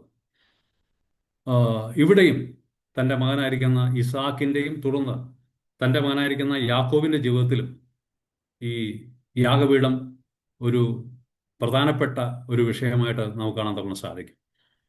നമ്മൾ ഈ വാക്യോടെ വായിക്കുമ്പോൾ ഒരു ഓർഡർ കാണുന്നു, ഒരു ക്രമം കാണുന്നുണ്ട്. ഇവിടെ അതിൻ്റെ മുകളിലത്തെ വചനം നമ്മൾ വായിച്ചു വരുമ്പോൾ അവിടെയൊക്കെ വിഷയങ്ങളുണ്ടാകുന്നു. ഇവർ കിണർ കുഴിക്കും, അവിടെ വെള്ളം കാണും. പക്ഷേ ആ ദേശക്കാരായിരിക്കുന്ന ആളുകളവിടെ നിന്ന് ആ കിണർ അവർ കൈവശപ്പെടുത്തും. അങ്ങനെ അവർ യാത്ര ചെയ്ത് വീണ്ടും ഒരു ബെർഷേബയ്ക്ക് വരുന്നതായിട്ട് കാണാൻ നമുക്ക് സാധിക്കും. ബെർഷേബയെ സംബന്ധിച്ചോളം ഞാൻ ചരിത്രത്തിലേക്ക് പോകുന്നില്ല, നമുക്ക് വളരെ വ്യക്തമായിട്ട് അറിയാവുന്നതാണ്. ബെർഷേബയിൽ വരുമ്പോൾ ദൈവം അന്ന് രാത്രി ഇസാക്കിനോട് ഇടപെടുന്നു നമ്മൾ കാണുന്നുണ്ട്. അവിടെ താൻ വീണ്ടും അബ്രഹാമിനോട് ചെയ്ത വാഗ്ദത്തം ഒന്നുകൂടെ റിന്യൂ ചെയ്യുന്നു, അല്ലെങ്കിൽ ഒന്നും കൂടെ ഓർമ്മിപ്പിക്കുകയാണ്. അവിടെ നമ്മൾ അതിൻ്റെ 24-ാം വാക്യം വായിക്കും. അന്ന് രാത്രി യഹോവ അവന് പ്രത്യക്ഷനായി, ഞാൻ നിന്റെ പിതാവായ അബ്രഹാമിന്റെ ദൈവമാകുന്നു, നീ ഭയപ്പെടേണ്ട, ഞാൻ നിന്നോട് കൂടെയുണ്ട്. എൻ്റെ ദാസനായ അബ്രഹാം നിമിത്തം ഞാൻ നിന്നെ അനുഗ്രഹിച്ച് നിന്റെ സന്തതി വർദ്ധിപ്പിക്കുമെന്ന് അരുളി ചെയ്തു. നമുക്കറിയാം, ഈ യാഗപീഠത്തിൽ യാഗം അർപ്പിക്കുമ്പോൾ പ്രധാനമായിട്ട് വരുന്ന ഒരു വിഷയമാണ് കവനന്റ്, നിയമം, ഉടമ്പടി.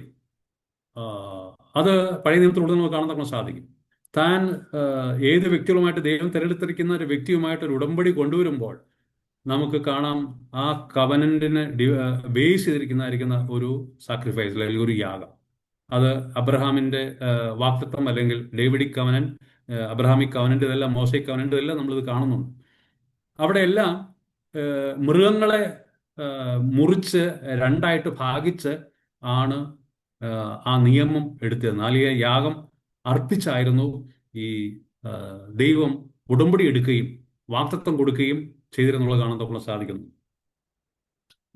ഈ ഭാഗത്ത് വരുമ്പോൾ യാക്കോബിന്റെ ജീവിതത്തിൽ പരമപ്രധാനമായിരിക്കുന്ന വിഷയം വീടല്ല, ഒരു കൂടാരമല്ല, അല്ലെങ്കിൽ കിണറല്ല, അതായത് തൻ്റെ സുഖലോലുപമായിരിക്കുന്ന ജീവിതമല്ല. നമുക്കറിയാം, വീടെന്ന് പറയുമ്പോൾ അന്ന് ഇസാക്കിനെ സംബന്ധിച്ചോളം, ഇസാക്കിന് ഞാൻ മാറ്റി പേരും അങ്ങോട്ടും ഇങ്ങോട്ടും മാറുന്നുണ്ടെങ്കിൽ ക്ഷമിക്കണം. ഇസാക്കിനെ സംബന്ധിച്ചിടത്തോളം തൻ്റെ പിതാവായിരിക്കുന്ന അബ്രഹാം സ്വരൂപിച്ചു വെച്ചിരിക്കുന്ന ഇഷ്ടം പോലെ ധനമുണ്ട്. ഇന്നത്തെ കണക്കിന് പറഞ്ഞ കോടിക്കണക്കിന് ആസ്തിയുണ്ട്. താൻ ഉണ്ടാക്കിയ വസ്തുവകകൾ, താൻ ഉണ്ടാക്കിയ ധനം അല്ലെങ്കിൽ നാണ്യങ്ങൾ, സ്വർണം, വെള്ളി, തൻ്റെ ആടുമാടുകൾ, മൃഗസമ്പത്ത്, ഇതെല്ലാം വെച്ച് നോക്കുമ്പോൾ തീർച്ചയായിട്ടും ഇന്ന് കോടികളുടെ ഒരു വീട്, ഒരു കൊട്ടാരം പോലത്തെ വീട് പണിയാനുള്ളതായിരിക്കുന്ന എല്ലാ സാധ്യതകളും ഉണ്ട് തന്നെ സംബന്ധിച്ചോളം. പക്ഷെ തന്നെ സംബന്ധിച്ചോളം താൻ പ്രാധാന്യം കൊടുത്തത് എന്തിനാണ്? വീടിനോ അല്ലെങ്കിൽ കിണറിനോ തൻ്റെ ജോലിക്കോ അല്ല, തൻ്റെ ഉപജീവന മാർഗങ്ങൾക്കോ അല്ല. താൻ പ്രാധാന്യം കൊടുത്തത് യാഗപീഠത്തിനാണ്. താൻ ആദ്യം യാഗപീഠം പണിതു. നോക്കുക പ്രിയ മക്കളെ, ഒരു വിശ്വാസിയുടെ ജീവിതത്തിൽ, ദൈവത്തിന്റെ ജീവിതത്തിൽ ഏറ്റവും പരമപ്രധാനമായിട്ടിരിക്കുന്ന വിഷയം മറ്റൊന്നുമില്ല, യാഗപീഠം. ഞാൻ ഈ ഭാഗം ചിന്തിച്ചപ്പോൾ എൻ്റെ ഓർമ്മയിൽ കൂടെ കുറേ ചിന്തകൾ വന്നു. നമുക്കറിയാം, എബ്രായ ലേഖനത്തിലേക്ക് നമ്മൾ വരുമ്പോൾ അവിടെ അതിൻ്റെ 11-ാം അധ്യായത്തിൽ അവിടെ ദൈവാത്മാവ് രേഖപ്പെടുത്തിയിരിക്കുന്ന ഒരു കാര്യമുണ്ട്. അതിൻ്റെ 11-ാം അധ്യായത്തിൻ്റെ 8, 9, 10 വാക്യങ്ങൾ വായിക്കുമ്പോൾ, വിശ്വാസത്താൽ അബ്രഹാം തനിക്ക് അവകാശമായി കിട്ടുവാനിരുന്ന ദേശത്തേക്ക് യാത്രയാൻ വിളിക്കപ്പെട്ടപ്പോൾ അനുസരിച്ച് എവിടേക്ക് പോകുന്നു എന്നറിയാതെ പുറപ്പെട്ടു. വിശ്വാസത്താൽ അവൻ വാഗ്ദത്തദേശത്ത് ഒരു അന്യദേശത്ത് എന്ന പോലെ ചെന്ന് വാഗ്ദത്തത്തിന് കൂട്ടാവകാശികളായ ഇസാക്കിനോടും യാക്കോബിനോടും കൂടെ കൂടാരങ്ങളിൽ പാർത്തുകൊണ്ട് ദൈവം ശില്പിയായി നിർമ്മിച്ചതും അടിസ്ഥാനമുള്ളതുമായ നഗരത്തിനായി കാത്തിരുന്നു. നോക്കുക, അബ്രഹാം വെച്ചിട്ട് പോയിരിക്കുന്ന മാതൃക, അത് തൻ്റെ മകനായിരിക്കുന്ന ഇസ്ഹാക്കും ഇസാക്കിന്റെ മകനായിരിക്കുന്ന യാക്കോബിനും പിന്തുടരാൻ കഴിയുന്ന ഒരു നല്ല ശ്രേഷ്ഠമായ, അത്യുന്നതമായ, വളരെ അനുഗ്രഹമായിരിക്കുന്ന ഒരു മാതൃക. ഇവിടെ വാഗ്ദത്ത ദേശത്തായ കനാൻ ദേശത്ത് ചെന്നിട്ട് പോലും അത് സ്വന്തമായിട്ട് ദൈവം അവന് അവകാശമായിട്ട് കൊടുത്തൊരു ഭൂമിയാണ്, ദേശമാണ്. അവിടെ പോലും ദൈവം ശില്പിയായി നിർമ്മിച്ച, ദൈവം അടിസ്ഥാനങ്ങളിട്ടിരിക്കുന്ന നഗരം, സ്വർഗീയ നഗരത്തിനായിട്ട് താൻ എവിടെ പാർത്തുകൊണ്ട്? കൂടാരങ്ങളിൽ പാർത്തുകൊണ്ട് താൻ ആ നഗരത്തിനായിട്ട് താൻ കാത്തിരുന്നു. ഈ ഭാഗം ചിന്തിക്കുമ്പോൾ നമുക്ക് വളരെ വ്യക്തമായിട്ട് കാണാൻ തക്ക സാധിക്കും. അബ്രഹാം പോലും തൻ്റെ ജീവിതത്തിൽ ഒരു വലിയ ബംഗ്ലാവ് പണിതിട്ടില്ല, അല്ലെങ്കിൽ ഉപജീവന മാർഗം അല്ലെങ്കിൽ ധനസമ്പാദനം എന്നുള്ള ചിന്തയിലേക്ക് താൻ പോയിട്ടില്ല. വിളിച്ചവൻ വിശ്വസ്തനാണ്, താൻ വിശ്വാസത്താലാണ് ജീവിക്കുന്നത്, കാഴ്ചയാലല്ല വിശ്വാസത്താലാണ് തൻ്റെ ജീവിതം എന്നുള്ളത് ഇസ്ഹാക്കിന്റെയും യാക്കോബിന്റെയും കണ്ണിന് മുമ്പിൽ അവർ കണ്ടിരിക്കുന്ന ഒരു വിഷയമാണ്. പ്രിയമുള്ള ദൈവമക്കളെ, മാതാപിതാക്കന്മാരായിരിക്കുന്ന നമ്മളെ സംബന്ധിച്ചോളം, അല്ലെങ്കിൽ കുഞ്ഞുങ്ങൾ പ്രായപൂർത്തി എത്തി വിവാഹം നിശ്ചയിക്കുന്ന അല്ലെങ്കിൽ ചിന്തിക്കുന്ന കുഞ്ഞുങ്ങളെ സംബന്ധിച്ചോളം, പ്രിയപ്പെട്ടവരെ, നമ്മുടെ ജീവിതത്തിൽ യാഗപീഠത്തിനുള്ള സ്ഥാനം എവിടെയാണ്? എവിടെയാണ് യാഗപീഠത്തിന്റെ സ്ഥാനം? യാഗപീഠത്തെക്കുറിച്ച് ഞാൻ ചിന്തിച്ചപ്പോൾ കുറെ ഉണ്ടത് പറയാനായിട്ട്, വളരെ ഉണ്ട് പറയാനായിട്ട്. നമുക്കറിയാം, ഈ യാഗപീഠം ഇസാക്കിനെ സംബന്ധിച്ചോളം ഉൽപ്പത്തി പുസ്തകം 22-ാം അധ്യായത്തിൽ വരുമ്പോൾ അതിന്റെ പ്രാധാന്യം വളരെ വ്യക്തമായിട്ട് അവിടെ കാണാൻ നമുക്ക് സാധിക്കുന്നു. 22-ാം അധ്യായത്തിൽ നമുക്കറിയാം, ദൈവം അബ്രഹാമിനെ ഊർന്ന ദേശത്തെ വിളിച്ച് പുറത്തേക്ക് കൊണ്ടുവരുന്നു. തൻ്റെ വഴിയാത്രയെല്ലാം താൻ ചില സ്ഥലത്തെല്ലാം അവിടെ യാഗപീഠം പണിത് ദൈവത്തിന് പരമസ്ഥാനം താൻ കൊടുക്കുന്നുണ്ട്. പ്രാധാന്യം, നമ്പർ 1 പ്രയോറിറ്റി യാഗപീഠത്തിന് മാത്രമാണ് അവൻ കൊടുക്കുന്നത്. വന്ന് തൻ്റെ പുത്രോത്പാദന ശേഷി തനിക്കും സാറായിക്കും ഇല്ലാത്ത കാലയളവിൽ ദൈവം തനിക്ക് പ്രത്യക്ഷനായപ്പോൾ ദൈവത്തോട് ചോദിക്കുകയാണ്, നീ എന്നെ അനുഗ്രഹിക്കുമെന്ന് പറയുന്നത്, പക്ഷേ എനിക്കൊരു സന്താനം എവിടെ? എന്നാൽ ദൈവം വിശ്വസ്തനായിരുന്നു. താൻ അവനൊരു വാഗ്ദാനം കൊടുക്കുന്നു, ഒരു മകനെ തനിക്ക് നൽകുന്നു. അങ്ങനെ ഇസാക്ക് പ്രായപൂർത്തിയായി നല്ല യുവാവായ സമയത്ത് ദൈവം വീണ്ടും 22-ാം അധ്യായത്തിൽ നമ്മൾ ആദ്യം വരുമ്പോൾ ദൈവം അബ്രഹാമിനെ പരീക്ഷിച്ച് നമ്മൾ കാണുന്നുണ്ട്. അബ്രഹാമിനെ വിളിച്ച്, നിന്റെ നിന്റെ മകനെ, നീ സ്നേഹിക്കുന്ന നിന്റെ ഏകജാതനായ ഇസാക്കിനെ തന്നെ കൂട്ടിക്കൊണ്ട് മോരിയ ദേശത്ത് ചെന്ന് അവിടെ ഞാൻ നിന്നോട് കൽപ്പിക്കുന്ന മലയിൽ അവനെ ഹോമയാഗം കഴിക്ക എന്ന് അരുളി ചെയ്തു. ഇവിടെ നമുക്കറിയാം, അബ്രഹാമിനെ സംബന്ധിച്ചോളം താൻ വളരെയധികം പ്രായമെത്തിരിക്കുന്നു. താൻ മരണത്തിന് അധികം നാളുകളില്ല തനിക്ക്. സാറ തന്റെ ഭാര്യയ്ക്കും അതേപോലെ തന്നെ. ഈ സമയത്ത് തനിക്ക് ഏക ആശ്രയമായിരിക്കുന്ന തന്റെ ഈസാക്കെന്ന ഓമനകുമാരനെ, ഓമനപുത്രനെ ദൈവത്തിനു വേണ്ടി ഹോമയാഗം കഴിക്കാൻ കൽപ്പിച്ചവർ ഉണ്ടാകുന്നതായിരിക്കുന്ന ചിന്തകൾ എന്തൊക്കെയാണെന്ന് നമുക്ക് ഊഹിക്കാവുന്നുള്ളത്. ദൈവം എനിക്ക് വാഗ്ദത്തം ചെയ്തു തന്ന സന്തതിയെ ഞാൻ തിരികെ ദൈവത്തിന് തന്നെ കൊടുക്കണം. പക്ഷെ നമുക്കവിടെ കാണാൻ തക്കണം സാധിക്കുന്നത് എന്താ? അബ്രഹാമിന്റെ വിശ്വാസം, തന്റെ സമർപ്പണം, തന്റെ അനുസരണം, ദൈവത്തോടുള്ളായിരിക്കുന്ന തന്റെ സ്നേഹം. എനിക്ക് ഇങ്ങനെ എൻ്റെ മനസ്സിൽ കൂടെ വന്നു, ഒരു പക്ഷേ അബ്രഹാം തന്റെ ജീവിതത്തിൽ തന്റെ പ്രായം അധികമായി ചേർന്ന സമയത്ത് ദൈവം കൊടുത്ത പുത്രനെ ഒരു പക്ഷേ ദൈവത്തെക്കാൾ അധികമായി താൻ സ്നേഹിച്ചിരുന്നു. നമുക്കറിയാം, ദൈവത്തിന്റെ കൽപ്പന മറ്റൊന്നുമല്ല. ദൈവമായ യഹോവയെ പൂർണ്ണ ഹൃദയത്തോടും പൂർണ്ണാത്മാവോടും പൂർണ്ണ മനസ്സോടും പൂർണ്ണ ശക്തിയോടും കൂടെ സ്നേഹിക്കണം. ദൈവം ആഗ്രഹിക്കുന്നത് അത് മാത്രമാണ്. നമ്മുടെ ജീവിതത്തിൽ നമ്മൾ പ്രാധാന്യം കൊടുക്കുന്ന എന്തിനാണ്? പലപ്പോഴും ഞാൻ ഇങ്ങനെ ചിന്തിച്ചു, നമ്മളൊരു ജോലിയുള്ള ബന്ധത്തിൽ, ഉപജീവന മാർഗത്തുള്ള ബന്ധം നമ്മൾ പോകുമ്പോൾ, ഞാൻ പൂനെക്ക് വരുന്നതും ഒരു ബിസിനസ് ചെയ്യണം, അതിനോടൊപ്പം തന്നെ ശുശ്രൂഷ എന്നുള്ള നിലയിലാണ് ഞാൻ വന്നത്. അപ്പൊ എൻ്റെ മനസ്സിലെ ചിന്ത മുഴുവനും ഒരു ബിസിനസ് ചെയ്യുക എന്നുള്ളതാണ് ആദ്യത്തെ പ്രയോറിറ്റി വന്നത്. പ്രിയമുള്ള ദൈവമക്കളെ, എനിക്ക് മനസ്സിലായി ദൈവനെക്കുറിച്ച് അതല്ല ആഗ്രഹിക്കുന്നത്. ദൈവത്തിന് പ്രഥമ സ്ഥാനം, നമ്പർ 1 പ്രയോറിറ്റി ദൈവത്തിന് കൊടുത്തേ പറ്റുള്ളൂ. നിന്റെ ദൈവമായ കർത്താവിനെ അതേ നിലയിൽ നീ സ്നേഹിക്കണം. ആ നിലയിലേക്ക് ജീവിതം കൊണ്ടുവന്നെങ്കിൽ മാത്രമേ അവിടെ ദൈവം നമ്മെ അനുഗ്രഹിക്കാൻ തക്കണം സാധിക്കത്തുള്ളൂ. അബ്രഹാമിനെ സംബന്ധിച്ചോളം ഈ ഏകപുത്രനെ നമുക്കറിയാം, അവിടെ ആ മോറിയ മലയിൽ കൊണ്ടുവന്ന് താൻ യാഗാർപ്പണം നടന്നത് കാണാൻ തക്കണം സാധിക്കുന്നു. ഞാൻ ഈ വിഷയം ചിന്തിച്ചപ്പോൾ ഉണ്ടായ വേറൊരു ചിന്ത എൻ്റെ മനസ്സിൽ വന്നത് എന്താണ്? ദൈവം അവിടെ കൊടുത്ത ഉടമ്പടിയാണ്. താൻ ആ പുത്രനെ ഒന്ന് ആലോചിച്ച് നോക്ക്. വിറകിനെ അടുക്കി തൻ്റെ കൈയും കാലും കെട്ടി അവിടെ തന്നെ കിടത്തി. ഈ ഇസാക്കിന്റെ മനസ്സിൽ കൂടെ പോകുന്ന ചിന്തകൾ എന്തായിരിക്കാം? അബ്രഹാമിന്റെ മനസ്സിൽ കൂടെ പോകുന്ന ചിന്തകൾ എന്തായിരിക്കാം? പക്ഷെ ഇസാക്കിന് ഒരു കാര്യം മനസ്സിലായി, എൻ്റെ പിതാവിന്റെ വിശ്വാസം, എൻ്റെ പിതാവിന്റെ ദൈവത്തോടുള്ളായിരിക്കുന്ന സ്നേഹം, എൻ്റെ പിതാവിന്റെ ദൈവ കൽപ്പനയോടുള്ളായിരിക്കുന്ന അനുസരണം, അത് ഇസാക്ക് കണ്ടു. ഇസാക്ക് ഒരുപക്ഷെ നല്ല പ്രായപൂർത്തിയായ ഒരു യുവാവാണ്, ഒന്ന് തള്ളിയാൽ വീഴാവുന്ന വ്യക്തിയാണ് അബ്രഹാം. പക്ഷേ അവിടെ തൻ്റെ പിതാവിനുള്ളായിരിക്കുന്ന വിധേയത്വവും സമർപ്പണവും സ്നേഹവും അനുസരണവും അവിടെ കാണാൻ നമുക്ക് കഴിയുന്നു. അവിടെ ഞാൻ അധികം ദീർഘിപ്പിക്കാതെ ഞാൻ പൊക്കോട്ടെ. അവിടെ നമ്മൾ കാണുന്നത് എന്താ? ഈ യാഗപീഠം എന്നുള്ളത് എന്തിനാണ് കാണിക്കുന്നത്? ദൈവമായിരിക്കുന്ന ഒരു എൻകൗണ്ടർ, അഭിമുഖം, അവിടെ അതാണ് കാണിക്കുന്നത്.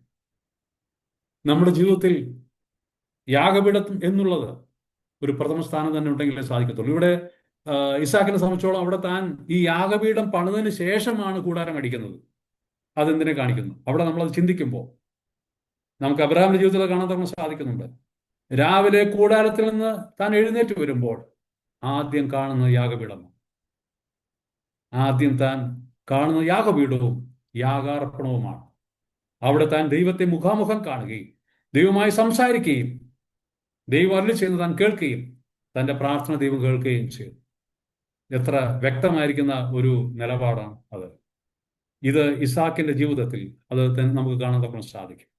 പ്രിയമുള്ള ദൈവങ്ങളെ, നമ്മുടെ ജീവിതത്തിൽ പലപ്പോഴും കുടുംബ വിഷയങ്ങൾ, അല്ലെങ്കിൽ നമ്മുടെ ജോലി, ബിസിനസ്, അല്ലെങ്കിൽ കുഞ്ഞുങ്ങൾ, അവരുടെ വിദ്യാഭ്യാസം, അവരുടെ വിവാഹം, പല വിഷയങ്ങളാണ് കയറി വരുന്നത്.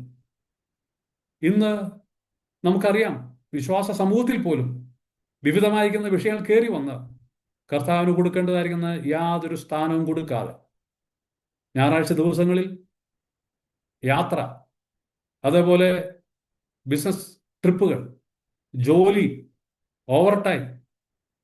ഇന്നത്തെ കമ്പനികൾ, ഇന്ന് ഞങ്ങളുടെ സഭയിൽ ഞാൻ ഇന്നൊരു സൗകര്യമായിട്ട് സംസാരിക്കേണ്ടി വന്നു. ആ സൗകര്യം ഞായറാഴ്ച വരാൻ സമയം കിട്ടുന്നില്ല. പ്രൈവറ്റ് കമ്പനിയിൽ ജോലി എടുക്കുമ്പോൾ ഞായറാഴ്ച ആരാധനയ്ക്ക് വരാൻ തക്കവണ്ണം കഴിയാത്തതായിരിക്കുന്ന അവസ്ഥ. നോക്കുക, ഇന്നത്തെ കാലഘട്ടവും ഇന്നത്തെ സാഹചര്യങ്ങളും അതേ നിലയിലേക്ക് സമൂഹത്തെ കൊണ്ടുപോയിരിക്കുകയാണ്. ഇത് പിശാചിന് നന്നായിട്ട് അറിയാം. നമ്മുടെ ജീവിതത്തിൽ പ്രമുഖ സ്ഥാനം കൊടുക്കേണ്ടത് യാഗപീഠത്തിന് തന്നെയാണ്. ഞാൻ ഒരു കാര്യം കൂടെ പറയട്ടെ. ഇസാക്കിനെ സംബന്ധിച്ചോളം താൻ ഈ യാഗപീഠം പണിത് താൻ എന്നും രാവിലെ താൻ കടന്നു വരുമ്പോൾ തൻ്റെ കൂടെ തൻ്റെ മക്കളും യാക്കോബും ഏശാവും കാണണം. നോക്കുക, അവർക്കും ഇതൊരു മാതൃകയായിട്ട് മാറുകയാണ്. അവിടെ തനിക്ക് ഈ യാഗപീഠം കാണുമ്പോൾ ഓർക്കേണ്ടതായിരിക്കുന്ന ഒരു വിഷയമുണ്ട്. താൻ ഒരിക്കലും മറക്കാത്ത ഒരു വിഷയം. നമുക്കറിയാം, ഈ ഉൽപ്പത്തി പുസ്തകം 22 അധ്യായത്തിൽ വരുമ്പോൾ താൻ മരിക്കേണ്ടിയിരുന്ന സ്ഥാനത്ത് തനിക്ക് പകരമായി സബ്സ്റ്റിറ്റ്യൂട്ടായി ഒരു കോലാട്ടുകൊറ്റനെ ദൈവം കരുതി. യഹോവ കരുതിക്കൊള്ളും. ആ യാത്രയിൽ അവർ മല കയറുമ്പോൾ ഇസ്ഹാക്ക് തന്റെ അപ്പനോട് ചോദിക്കുന്ന ഒരു ചോദ്യമുണ്ട്. അപ്പാ, യാഗത്തിനുള്ള വിറകുണ്ട്, കത്തിയുണ്ട്, തീയുണ്ട്, എന്നാൽ യാഗമൃഗം എവിടെ? തന്റെ പിതാവ് ഒരുപക്ഷെ ഹൃദയം നുറുങ്ങി പറഞ്ഞു കാണും, യഹോവ കരുതിക്കൊള്ളും മോനെ, യഹോവ ജൈറ. ഇത് ഒരുപക്ഷെ ഇസ്ഹാക്കിന് അന്നേരം മനസ്സിലായി കാണത്തില്ല. ആ മലകളിൽ ചെന്ന് തന്റെ കയ്യും കാലും കെട്ടി വിറകിന്മേൽ കിടത്തിയപ്പോൾ, പിതാവ് കത്തി ഓങ്ങിയപ്പോൾ ഞാൻ കൊല്ലപ്പെടും, ഞാൻ മരണപ്പെടും എന്നുള്ളതായിരിക്കുന്ന പരിപൂർണ ചിന്ത, എന്റെ മകൻ മരണപ്പെടും എന്നുള്ളതായിരിക്കുന്ന പരിപൂർണ ചിന്തയിൽ തന്നെയാണ് അബ്രഹാം തന്റെ മകന്റെ നേരെ കത്തി ഓങ്ങുന്നത്. പക്ഷേ നമുക്കറിയാം, ദൈവദൂതന്റെ ശബ്ദം, അബ്രഹാമേ അബ്രഹാമേ എന്നുള്ള വിളി, നീ ബാലന്റെ മേൽ കൈവയ്ക്കരുത്. ഓ, എത്ര വലിയ ആശ്വാസകരമായിരിക്കുന്ന ഒരു വിഷയമാണ്. എത്ര വലിയ ആശ്വാസകരമായിരിക്കുന്ന വിഷയമാണ്. ഇസ്ഹാക്കിനെ സംബന്ധിച്ചോളം തനിക്കൊരു വലിയ വിടുതൽ. മരണം മുന്നിൽ കണ്ട വ്യക്തി ഞാൻ മരണപ്പെടും എന്നുള്ള പരിപൂർണ ബോധ്യത്തിൽ തന്റെ കണ്ണുകൾ അടച്ചുകൊണ്ട് പിതാവിന്റെ കത്തിക്ക് മുമ്പിൽ താൻ സമർപ്പിച്ച് കിടക്കുമ്പോൾ ഒരു ശബ്ദം കേൾക്കുന്നു, അബ്രഹാമേ അബ്രഹാമേ എന്ന് വിളി, നീ നിന്റെ മകന്റെ മേൽ കൈവയ്ക്കരുത്. ഇസ്ഹാക്കിന്റെ ജീവിതം മുമ്പോട്ട് വരുമ്പോൾ താൻ ഈ യാഗപീഠം പണിത് താൻ എന്നും യാഗപീഠത്തിന്റെ മുമ്പിൽ വരുമ്പോൾ തനിക്ക് ഓർമ്മിക്കാൻ കഴിയുന്ന ഒരു വിഷയം, ഒരേ ഒരു വിഷയം, ദൈവത്തോട് തന്റെ നന്ദി, തന്റെ സ്തുതി അറിയിക്കാനുള്ളതായിരിക്കുന്ന ഒരേ ഒരു വിഷയം, എനിക്ക് പകരമായിട്ട് ദൈവം ഒരു യാഗമൃഗത്തെ കരുതിയിരുന്നു. അതുകൊണ്ട് ഇന്ന് എനിക്ക് ദൈവത്തിന്റെ സന്നിധിയിൽ ഈ യാഗം അർപ്പിക്കാൻ കഴിയുന്നു. തനിക്ക് ഓർക്കാൻ വേറൊന്നുമില്ല, വേറൊരു വിഷയമില്ല.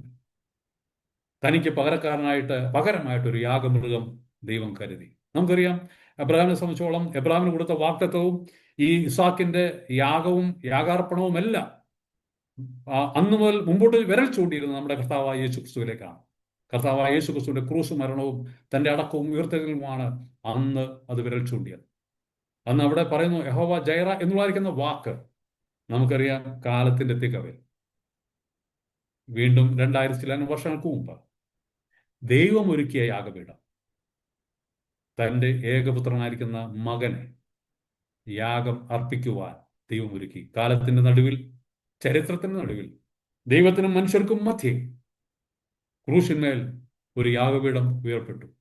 ആ കാൽവറി കുന്നിന്മേൽ ഒരു യാഗപീഠം ഉയർത്തപ്പെട്ടു. നമുക്കറിയാം, ദൈവം തന്നെ ഒരുക്കിയിരുന്നതാണ്. ആ യാഗപീഠത്തിൽ തന്റെ പുത്രനായിരിക്കുന്ന ആ യേശു ക്രിസ്തുവിനെ താൻ യാഗമായിട്ട് സമർപ്പിച്ചപ്പോൾ, അല്ലെങ്കിൽ സ്വയം യാഗമായിട്ട് താൻ സമർപ്പിച്ചപ്പോൾ, ആ 3 കയറുമ്പാണികൾ തറയ്ക്കപ്പെട്ട് തൂങ്ങിക്കിടക്കുമ്പോൾ നമുക്കറിയാം അവിടെ താൻ നിലവിളിക്കുന്നൊരു കാര്യമുണ്ട്, എൻ്റെ ദൈവമേ നീ എന്നെ കൈവിട്ടതെന്ന്. ഇസ്ഹാക്കിനെ ദൈവം കൈവിട്ടില്ല, അബ്രഹാമിനെ ദൈവം കൈവിട്ടില്ല. അവിടെ സബ്സ്റ്റിറ്റ്യൂട്ടായിട്ട് ഒരു മൃഗത്തെ ദൈവം കൊടുത്തു. എന്നാൽ നമ്മുടെ പാപപരിഹാരത്തിന് നാം മരിക്കേണ്ടിയിരുന്ന സ്ഥാനത്ത്, നാം നരകശിക്ഷ ഏൽക്കേണ്ടിയിരുന്ന സ്ഥാനത്ത് ദൈവം നമുക്കൊരു പകരക്കാരനെ ഒരുക്കി, യഹോവ ജൈറ. പക്ഷേ തൻ്റെ പുത്രൻ കൊണ്ട് മാത്രമേ ഈ പാപമോചനം നടക്കൂ എന്നുള്ളത് ദൈവത്തിന് നന്നായിട്ട് അറിയാമായിരുന്നു. വേറെ ഒരു മാർഗവുമില്ല. അതുകൊണ്ട് അവിടെ വേറൊരു സബ്സ്റ്റിറ്റ്യൂട്ടേ നമ്മൾ കാണുന്നില്ല. താൻ സ്വയമായിട്ട്, താൻ മുഴുവനായിട്ട് തന്നെ ഏൽപ്പിച്ചു കൊടുത്ത് തൻ്റെ പിതാവാം ദൈവത്താൽ കൈവിടപ്പെട്ടവനായിട്ട് പാപപരിഹാരത്തിനായി തൻ്റെ ശരീരം അവിടെ യാഗമായിട്ട് തൻ്റെ രക്തവും അവിടെ സമർപ്പിക്കപ്പെട്ടു. പുതിയ നിയമത്തിലേക്ക് വരുമ്പോൾ നമുക്ക് നന്നായിട്ട് അറിയാവുന്നൊരു കാര്യം, നമ്മെ സംബന്ധിച്ചോളം ഈ യാഗപീഠം നമ്മൾ തന്നെയാണ്, നമ്മുടെ കൂട്ടായ്മകളാണ്. ഇന്ന് ഈ വചനം ചിന്തിക്കുന്ന ഈ സമയത്ത് എൻ്റെ വ്യക്തി ജീവിതത്തിൽ യാഗപീഠമുണ്ടോ? എന്നും രാവിലെ ഞാൻ എഴുന്നേൽക്കുമ്പോൾ, നമുക്കറിയാം മത്തായിയുടെ സുവിശേഷം നമ്മൾ ആറാത്തിലേക്ക് വരുമ്പോൾ, മുമ്പേ അവൻ്റെ രാജ്യവും നീതിയും അന്വേഷിപ്പിൻ. ഇത് നമ്മൾ ചെയ്യുന്നു. ഒരു വിശ്വാസിയുടെ ദൈവത്തിന്റെ ജീവിതത്തിൽ ദൈവം ആഗ്രഹിക്കുന്നത് മറ്റൊന്നുമല്ല, ദൈവത്തിന്റെ രാജ്യവും അതിന്റെ നീതിയും മുന്നമേ അന്വേഷിക്കുക എന്നുള്ളതാണ്. അതിരാവിലെ എഴുന്നേറ്റ് തന്നെ ദൈവസന്നിധിയിൽ യാഗവസ്തുവുമായി വന്ന് യാഗാർപ്പണം കഴിക്കാൻ നമ്മളെ കുറിച്ച് കഴിയുന്നു. സ്തുതി സ്തോത്രയാഗങ്ങൾ, സ്തോത്രം എന്ന യാഗം അർപ്പിക്കുന്നത് എന്നെ മഹത്വപ്പെടുത്തുന്നു. അത് കൊമ്പും കുളമ്പുമുള്ള മൂരിയേക്കാൾ ദൈവത്തിന് പ്രസാദം. പഴയ നിയമ യാഗങ്ങളിലൊന്നും ദൈവം പ്രസാദിച്ചില്ല. എന്നാൽ ഈ പുതിയ നിയമ കാലഘട്ടത്തിൽ തന്റെ പുത്രനായിരിക്കുന്ന യേശു ക്രിസ്തുവിൽ കൂടെ കാൽവറി ആ യാഗപീഠത്തിൽ ദൈവം നിവൃത്തീകരിച്ച ആ പാപക്ഷമ അല്ലെങ്കിൽ ആ പാപപരിഹാരത്തിനായിരിക്കുന്ന ഒരേ ഒരു യാഗം, അന്തിമയാഗം, ദൈവം അത് ആ യാഗപീഠത്തിൽ പൂർത്തീകരിച്ചുവെങ്കിൽ നമ്മുടെ അനുദിന ജീവിതത്തിൽ നമ്മൾ ചെയ്യേണ്ടത് എന്നും രാവിലെ യാഗപീഠത്തിൽ കടന്നു വന്ന് മുട്ടുമടക്കി നമുക്ക് ദൈവത്തിൽ നിന്ന് കേൾക്കുവാൻ, ദൈവത്തിന്റെ സ്തോത്രയാഗം അർപ്പിക്കാൻ തക്കണം കഴിയുന്നുണ്ടോ? ഇബ്രാഹിം ലേഖനത്തിൽ നമ്മൾ വരുമ്പോൾ അവിടെ കാണുന്ന, വളരെ വ്യക്തമായിട്ട് കാണുന്ന ഒരു വാക്യമാണ്. ഇബ്രാഹിം ലേഖനം 13 അധ്യായത്തിലേക്ക് വരുമ്പോൾ അതിന്റെ 15-ാം വാക്യത്തിൽ നമ്മൾ വായിക്കുന്നു, അതുകൊണ്ട് അവൻ മുഖാന്തരം നാം ദൈവത്തിന് അവന്റെ നാമത്തെ ഏറ്റുപറയുന്ന അധരബലം എന്ന സ്തോത്രയാഗം ഇടപെടാതെ അർപ്പിക്കുക. ഇത് നമ്മുടെ ശരീരമാകുന്ന റോമാലേഖനം 14 നമ്മൾ വായിക്കുന്നുണ്ട്, ശരീരങ്ങളെ ജീവനും വിശുദ്ധിയും ദൈവത്തിന് പ്രസാദമുള്ള യാഗമായി സമർപ്പിപ്പിൻ. അത് ഞായറാഴ്ച ദിവസങ്ങളിലല്ല, അത് ഇടദിവസങ്ങളിൽ, ഏതെങ്കിലും ദിവസങ്ങളിലല്ല, 24 മണിക്കൂറും 7 ദിവസവും ഈ സ്തോത്രം എന്ന യാഗം നമ്മുടെ ഹൃദയത്തിൽ നിന്ന് ഉയർന്ന് അധരത്തിൽ കൂടെ അത് പുറത്തു വന്ന് ദൈവത്തിന് മഹത്വം അർപ്പിക്കുകയും ദൈവത്തെ സ്തുതിക്കുകയും ചെയ്യേണ്ടത് വളരെയധികം ആവശ്യമാണ്. ഇന്ന് നമ്മളെ സംബന്ധിച്ചോളം നമ്മൾ യാഗത്തിനായിട്ട് കടന്നു വരുമ്പോൾ നമുക്കും ഓർക്കാൻ മറ്റൊന്നുമില്ല. നമുക്കും ഓർക്കാൻ കഴിയുന്നത് കാൽവറി ക്രൂശിൽ ദൈവം ഉയർത്തിയ യാഗപീഠത്തിൽ എന്നെ വിടുവിക്കുവാൻ എനിക്ക് പകരക്കാരനായി കർത്താവായ യേശു ക്രിസ്തുവിനെ പിതാവാം ദൈവം യാഗമാക്കി തീർത്തു എന്നുള്ളത് തന്നെയാണ്. അത് തന്നെയാണ് നമ്മുടെ ആരാധന വിഷയം. നമുക്കറിയാം, ഞായറാഴ്ച ദിവസം നമ്മൾ ആരാധനയ്ക്ക് വരുമ്പോഴും ഇത് തന്നെയാണ് ഓർക്കാനുള്ളത്. എന്നും രാവിലെ നമ്മൾ യാഗപീഠത്തിൽ വരുമ്പോൾ നമുക്ക് ഓർക്കാൻ മറ്റൊന്നുമില്ല. യാഗപീഠം കാണുമ്പോൾ നമുക്ക് ഓർക്കാൻ കഴിയുന്നത് എൻ്റെ വിടുതൽ, എനിക്ക് പകരക്കാരനായി എൻ്റെ സബ്സ്റ്റിറ്റ്യൂട്ടായിട്ട് തൻ്റെ പുത്രനായിരിക്കുന്ന യേശു ക്രിസ്തു ക്രൂശിൽ മരിച്ചു, അടക്കപ്പെട്ടു, ഉയർത്തെഴുന്നേറ്റു. ദൈവമക്കളെ, ദൈവം നമ്മളെ സഹായിക്കട്ടെ. നമ്മുടെ ജീവിതത്തിൽ എന്തിനാണ് പ്രയോറിറ്റി കൊടുക്കുന്നത്? യാഗപീഠത്തിന് തന്നെയാണ്, അതോ മറ്റുള്ള വിഷയങ്ങളാണ്? നമ്മുടെ ജീവിതത്തിൽ ഒരു യാഗപീഠമുണ്ടോ? ഈ യാഗപീഠത്തിൽ കടന്നു വന്ന് വ്യക്തിപരമായ കുടുംബങ്ങളായി നമുക്ക് ആരാധന അർപ്പിക്കാൻ തക്കണം സാധിക്കുന്നു. നമുക്ക് കുഞ്ഞുങ്ങൾക്ക് മാതൃകയായിട്ട് വെക്കാനായിട്ട് മറ്റൊന്നുമല്ല, നമ്മളുടെ സമ്പത്തോ പണമോ അല്ലെങ്കിൽ വീടോ വണ്ടിയോ ഇതൊന്നുമല്ല. അവർക്ക് അബ്രഹാമൻ എന്ന പിതാവ് അല്ലെങ്കിൽ യാക്കോബ്, ഇസാക്ക് അല്ലെങ്കിൽ യാക്കോബ് ഒരു ലഗാസി അവര് തലമുറയുടെ മുമ്പിൽ വെച്ചതുപോലെ നമുക്കും നമ്മുടെ തലമുറകളുടെ മുമ്പിൽ വയ്ക്കാൻ മറ്റൊന്നുമല്ല വേണ്ടത്. പണം വേണം, ധനം വേണം, പക്ഷേ അതിനപ്പുറമായി ഒന്നാം സ്ഥാനം ഇസാക്ക് ആദ്യം യാഗപീഠം പണിതതുപോലെ നമ്മുടെ ജീവിതത്തിൽ ഒരു യാഗപീഠം ഉണ്ടാകുവാൻ, നമ്മുടെ കുഞ്ഞുങ്ങൾ അത് കണ്ട് നമ്മുടെ വിശ്വാസത്തെ കണ്ട് മാതൃകയാക്കി അവരും അത് ഏറ്റു പാടുവാൻ അല്ലെങ്കിൽ അവർ ഏറ്റു ചൊന്ന് അല്ലെങ്കിൽ അതേ മാതൃക പിന്തുടരുവാൻ തക്കണം ദൈവം നമ്മളെ സഹായിക്കുകയും അത് നമുക്ക് കൃപയും ചെയ്യട്ടെ. ഈ വചനത്താൽ നമ്മെ ഏവരെയും ദൈവം അനുഗ്രഹിക്കട്ടെ. ദൈവം നാം വാഴ്ത്തപ്പെടുമാറാകട്ടെ. വീണ്ടും ഞാൻ എൻ്റെ നന്ദി അറിയിക്കുന്നു. വളരെ നന്ദി.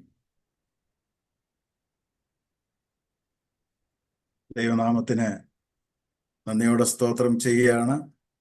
ഈ ഒരു ശനിയാഴ്ച വൈകുന്നേര സമയം ഈ സൂം മീറ്റിങ്ങിൽ കൂടി നമുക്ക് പല സ്ഥലങ്ങളിൽ നിന്നും ഇങ്ങനെ ജോയിൻ ചെയ്യുവാൻ തക്കവണ്ണം ദൈവം വലിയവനായ ദൈവം നമുക്ക് അനുകൂലമായ ഒരു സാഹചര്യം നമുക്ക് ഇന്ന് തന്നു. അതിനായിട്ട് ദൈവത്തെ നന്ദിയോടെ സ്തോത്രം ചെയ്യുന്നു.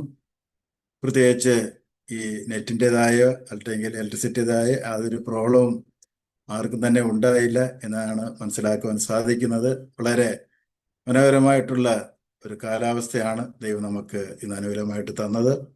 വന്ന നേരം മുതൽ കർത്തൃദാസൻ ബാബു പി ജോൺ അവരുടെ അനുഗ്രഹിക്കപ്പെട്ട ഒരു സാക്ഷ്യമാണ് നാം ഇന്ന് കേട്ടുകൊണ്ടിരുന്നത്. നല്ല ലോകപ്രകാരമായിട്ട് നല്ല ഒരു ജോലി ചെയ്തുകൊണ്ടിരുന്ന സഹോദരൻ ദൈവത്തിൻ്റെ വിളി കേട്ട് കഷ്ടതയിൽ കൂടിയാണെങ്കിലും അതൊന്നും തൻ്റെ ആ സുവിശേഷ വേലയെ ബാധിക്കാത്ത രീതിയിൽ ദൈവത്തിൽ വിശ്വസിച്ച് അബ്രഹാമിനെ പോലെ തന്നെ ആ കർത്തൃവേല ചെയ്യുവാൻ തക്കവണ്ണം ഇന്നുവരെയും ദൈവം ഇടവരുത്തിക്കൊണ്ടിരിക്കുന്നു എന്ന് കേൾക്കുമ്പോൾ നമുക്ക് വാസ്തവത്തിൽ വളരെയധികം സന്തോഷം തരുന്ന ഒരു കാര്യമാണ്. നാം എല്ലാവരും വിശ്വാസത്തിലാണ് നാം ജീവിക്കുന്നത്. നമ്മുടെ വലിയവനായ ദൈവം നമ്മളെ അവരവരുടെ സാഹചര്യങ്ങൾ അനുസരിച്ച് അങ്ങനെ വിശ്വാസ ജീവിതത്തിൽ നിലനിർത്തുവാൻ തക്കവണ്ണം വലിയവനായ ദൈവം നമ്മളോടും കരുണ കാണിക്കുന്നു. എത്രയോ സത്യമായിട്ടുള്ളൊരു കാര്യമാണ്. നാം ആരാധിക്കുന്ന, നാം വിശ്വസിക്കുന്ന ദൈവം എത്ര വിശ്വസ്തനാണ്. ഭാരങ്ങൾ, രോഗങ്ങൾ വരുമ്പോൾ നമ്മളെ കൈവിടാതെ നമ്മളെ ചേർത്ത് അണച്ച് നമ്മളെ സ്നേഹിക്കുന്ന ഒരു ദൈവമാണ് നമ്മുടെ ദൈവം. അത് തന്നെയാണ് പ്രിയ കർത്തൃദാസന്റെ ജീവിതത്തിലും താൻ ഇപ്പോഴും അനുഭവിച്ചുകൊണ്ടിരിക്കുന്നത്. അനുഗ്രഹിക്കപ്പെട്ട ആ സാക്ഷ്യങ്ങളിൽ കൂടി അനേക പ്രവർത്തന കാര്യങ്ങളെല്ലാം നമുക്ക് കേൾക്കുവാൻ ദൈവം ഇടവരുത്തി. അതൊന്നും പറഞ്ഞുകൊണ്ട് ഞാനത് പറയാൻ ആഗ്രഹിക്കുന്നില്ല, നമ്മുടെ മുമ്പിൽ അധികം സമയമില്ലല്ലോ. എന്നിരുന്നാലും കർത്തൃദാസൻ വളരെ ബിസിയായിട്ടുള്ള ഒരു ദേവദാസൻ എന്നാണ് നമുക്കത് മനസ്സിലാക്കുവാൻ സാധിക്കുന്നത്. മാത്രമല്ല, ഇത്രയും പ്രവർത്തനങ്ങൾ ചെയ്യണമെങ്കിൽ വളരെയധികം പണച്ചെലവും അതുപോലെ ഒത്തിരി സഹോദരന്മാരുടെ ഒരു സഹായമില്ലാതെ ഇത്രയും പ്രവർത്തനം ചെയ്യാൻ സാധിക്കത്തില്ല. പല കുടിയേറുകളും താൻ മുഖാന്തരം ഉണ്ടായെന്ന് കേൾക്കുമ്പോൾ വാസ്തവത്തിൽ ഈ സൂം മീറ്റിങ്ങിൽ കടന്നു വന്നവർക്കും നീ കേൾക്കാൻ ഇരിക്കുന്നവർക്കെല്ലാം വളരെയധികം സന്തോഷം, ധൈര്യം തരുന്ന ഒരു കാര്യമാണ്. നമ്മുടെ ദൈവം കൈവിടാത്തൊരു ദൈവമാണ്. വിളിച്ച ദൈവം വിശ്വസ്തനാണ്. അതുതന്നെയാണ് നാം വീണ്ടും വീണ്ടും നാം കേട്ടുകൊണ്ടിരിക്കുന്നത്. ഒരു കർത്തൃദാസനെയും കുടുംബത്തെയും അതുപോലെ ദാനമായി കൊടുത്ത 3 മക്കളെയും അവരുടെ ആവശ്യങ്ങളെ ഓർത്ത് നമുക്ക് പ്രാർത്ഥിക്കാം. ധാരാളമായിട്ട് ദൈവത്തിന്റെ വേല ചെയ്യുവാൻ തക്കണം ഒരു കർത്തൃദാസനെ ഇനി ദൈവം എടുത്ത് ഉപയോഗിക്കട്ടെ എന്ന് ആത്മാർത്ഥയായിട്ട് ഞങ്ങൾ പ്രാർത്ഥിക്കുന്നു. കടന്നു വന്ന എല്ലാ പ്രിയപ്പെട്ടവരും പ്രാർത്ഥിക്കുമെന്ന് തന്നെയാണ് ഞാൻ വിശ്വസിക്കുന്നത്. ഞങ്ങളുടെ ക്ഷണം സ്വീകരിച്ച് മനോഹരമായ ഗാനങ്ങൾ പാടുവാൻ തക്കണം പ്രിയ സഹോദരൻ ജെയിംസ് കുട്ടന്തര അവர்களെയും ദൈവം നമുക്ക് ഇടവരുത്തി. വളരെ പഴയ പാട്ടുകളെന്ന് പറഞ്ഞാൽ കേൾക്കുമ്പോൾ വളരെ നമുക്ക് ധൈര്യം, സന്തോഷം, പ്രത്യാശം തരുന്ന വളരെ അനുഗ്രഹിക്കപ്പെട്ട ഗാനമാണ് ഇന്ന് താൻ തിരഞ്ഞെടുത്ത് പാടിയത്. പ്രിയ സഹോദരനോടുള്ള നന്ദി ഞങ്ങൾ ഈ സമയത്ത് അറിയിക്കുകയാണ്. ഞങ്ങളുടെ ക്ഷണം സ്വീകരിച്ച് പല സ്ഥലങ്ങളിൽ നിന്നും ജോയിൻ ചെയ്ത എല്ലാ പ്രിയപ്പെട്ടവർക്കും ദൈവനാമത്തിൽ ഞങ്ങളുടെ സ്നേഹത്തെയും നന്ദിയും അറിയിക്കുകയാണ്. തുടർന്നും ഈ മിനിസ്ട്രിയെ ഞങ്ങളുടെ വലിയ പ്രാർത്ഥനയിൽ ഓർക്കണമെന്ന് അപേക്ഷിക്കുകയാണ്. ദൈവമെങ്കിൽ അടുത്ത ആഴ്ചയും ഇതുപോലൊരു മീറ്റിംഗ് കൂടി വെക്കുവാനാണ് ഞങ്ങൾ ആഗ്രഹിക്കുന്നത്. തുടർന്നും ഞങ്ങളുടെ വലിയ പ്രാർത്ഥനയും സഹകരണവും ആ കാര്യത്തിൽ ആവശ്യമാണ്. നമുക്കിപ്പോൾ പ്രാർത്ഥിച്ച് നമുക്ക് ഈ മീറ്റിംഗ് അവസാനിപ്പിക്കാം. ദൈവമേ, ഞങ്ങളുടെ സ്വർഗീയ പിതാവേ, ഈ ഒരു ശനിയാഴ്ച ദിവസവും ഞങ്ങൾ കർത്താവെ ഇങ്ങനെ ഒരു അനുഗ്രഹിക്കപ്പെട്ട ഒരു രാത്രിയായി തീരുവാൻ ഇടവരുത്തിനായിട്ട് അങ്ങയോട് സ്തോത്രം ചെയ്യുന്നു. വന്ന നേരം മുതൽ കർത്താവെ ഞങ്ങളുടെ ദാസൻ ബാവിൽ നിന്ന് വളരെ അനുഗ്രഹിക്കപ്പെട്ട ഒരു സാക്ഷ്യം ദൈവം നടത്തുന്ന വിധങ്ങളെ ഞങ്ങൾ ഓർത്ത് കർത്താവ് ഞങ്ങൾ കേട്ടുകൊണ്ടിരിക്കുകയായിരുന്നു. വിളിച്ച ദൈവം വിശ്വസ്തനായ ഒരു ദൈവമാണ്.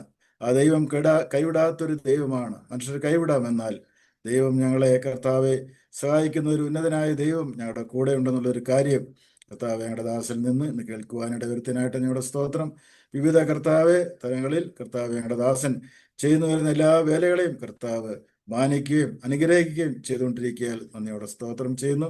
പ്രിയ സഹോദരിയെയും 3 മക്കളെയും കർത്താവെ അവരുടെ ആവശ്യങ്ങളെയും ഞങ്ങൾ ഓർത്ത് പ്രാർത്ഥിക്കുന്നു. കർത്താവെ അവരും ആയിരിക്കുന്ന സ്ഥലങ്ങളിൽ അങ്ങയുടെ സാക്ഷികളായിട്ട് നിൽപ്പാൻ തക്കവണ്ണം ദൈവം എത്രത്തോളം സഹായിച്ചുകൊണ്ടിരിക്കാൻ നന്ദിയോടെ സ്തോത്രം ചെയ്യുന്നു.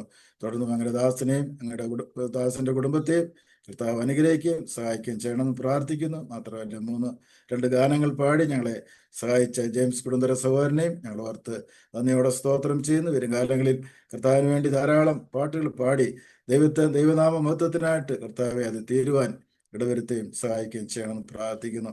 കർത്താവെ കാലനാഥം മിനിസ്റ്ററുടെ പുറകിൽ അധ്വാനിക്കുന്ന സഹോദരൻ സന്തോഷ് മാത്യു സഹോദരനെയും കർത്താവ് തന്റെ കുടുംബത്തെയും ഞങ്ങൾ ഓർത്ത് പ്രാർത്ഥിക്കുന്നു. ഞങ്ങളുടെ ദാസനെയും അതിശയമായ രീതിയിൽ നടത്തുന്നതിനായിട്ട് ഞങ്ങളുടെ സ്തോത്രം. ഇന്ന് കർത്താവെ മീറ്റിംഗിൽ സംബന്ധിച്ച എല്ലാ പ്രിയപ്പെട്ടവരെയും ഞങ്ങൾ ഓർത്ത് പ്രാർത്ഥിക്കുന്നു. സമയത്തിന് വേണ്ടി മാറ്റിവെച്ച് ദൈവവചനം കേൾക്കണം എന്നുള്ള ഒരു ആഗ്രഹത്തോടെ കടന്നു വന്ന എല്ലാ പ്രിയപ്പെട്ടവരെയും അനുഗ്രഹിക്കുകയും സഹായിക്കുകയും ചെയ്യണമെന്ന് ഞങ്ങൾ പ്രാർത്ഥിക്കുന്നു. തൽക്കാലം ഞങ്ങൾ പിരിയുന്നെങ്കിലും പിരിയാത്തൊരു നല്ല ദൈവം ഞങ്ങളുടെ കൂടെയുണ്ട്. അതിനായിട്ട് ഞങ്ങളുടെ സ്തോത്രം ചെയ്യുന്നു. എല്ലാം കർത്താവായ യേശു ക്രിസ്തു മൂലം അപേക്ഷിക്കുന്നു. സ്വർഗീയ പിതാവേ, ആമേൻ.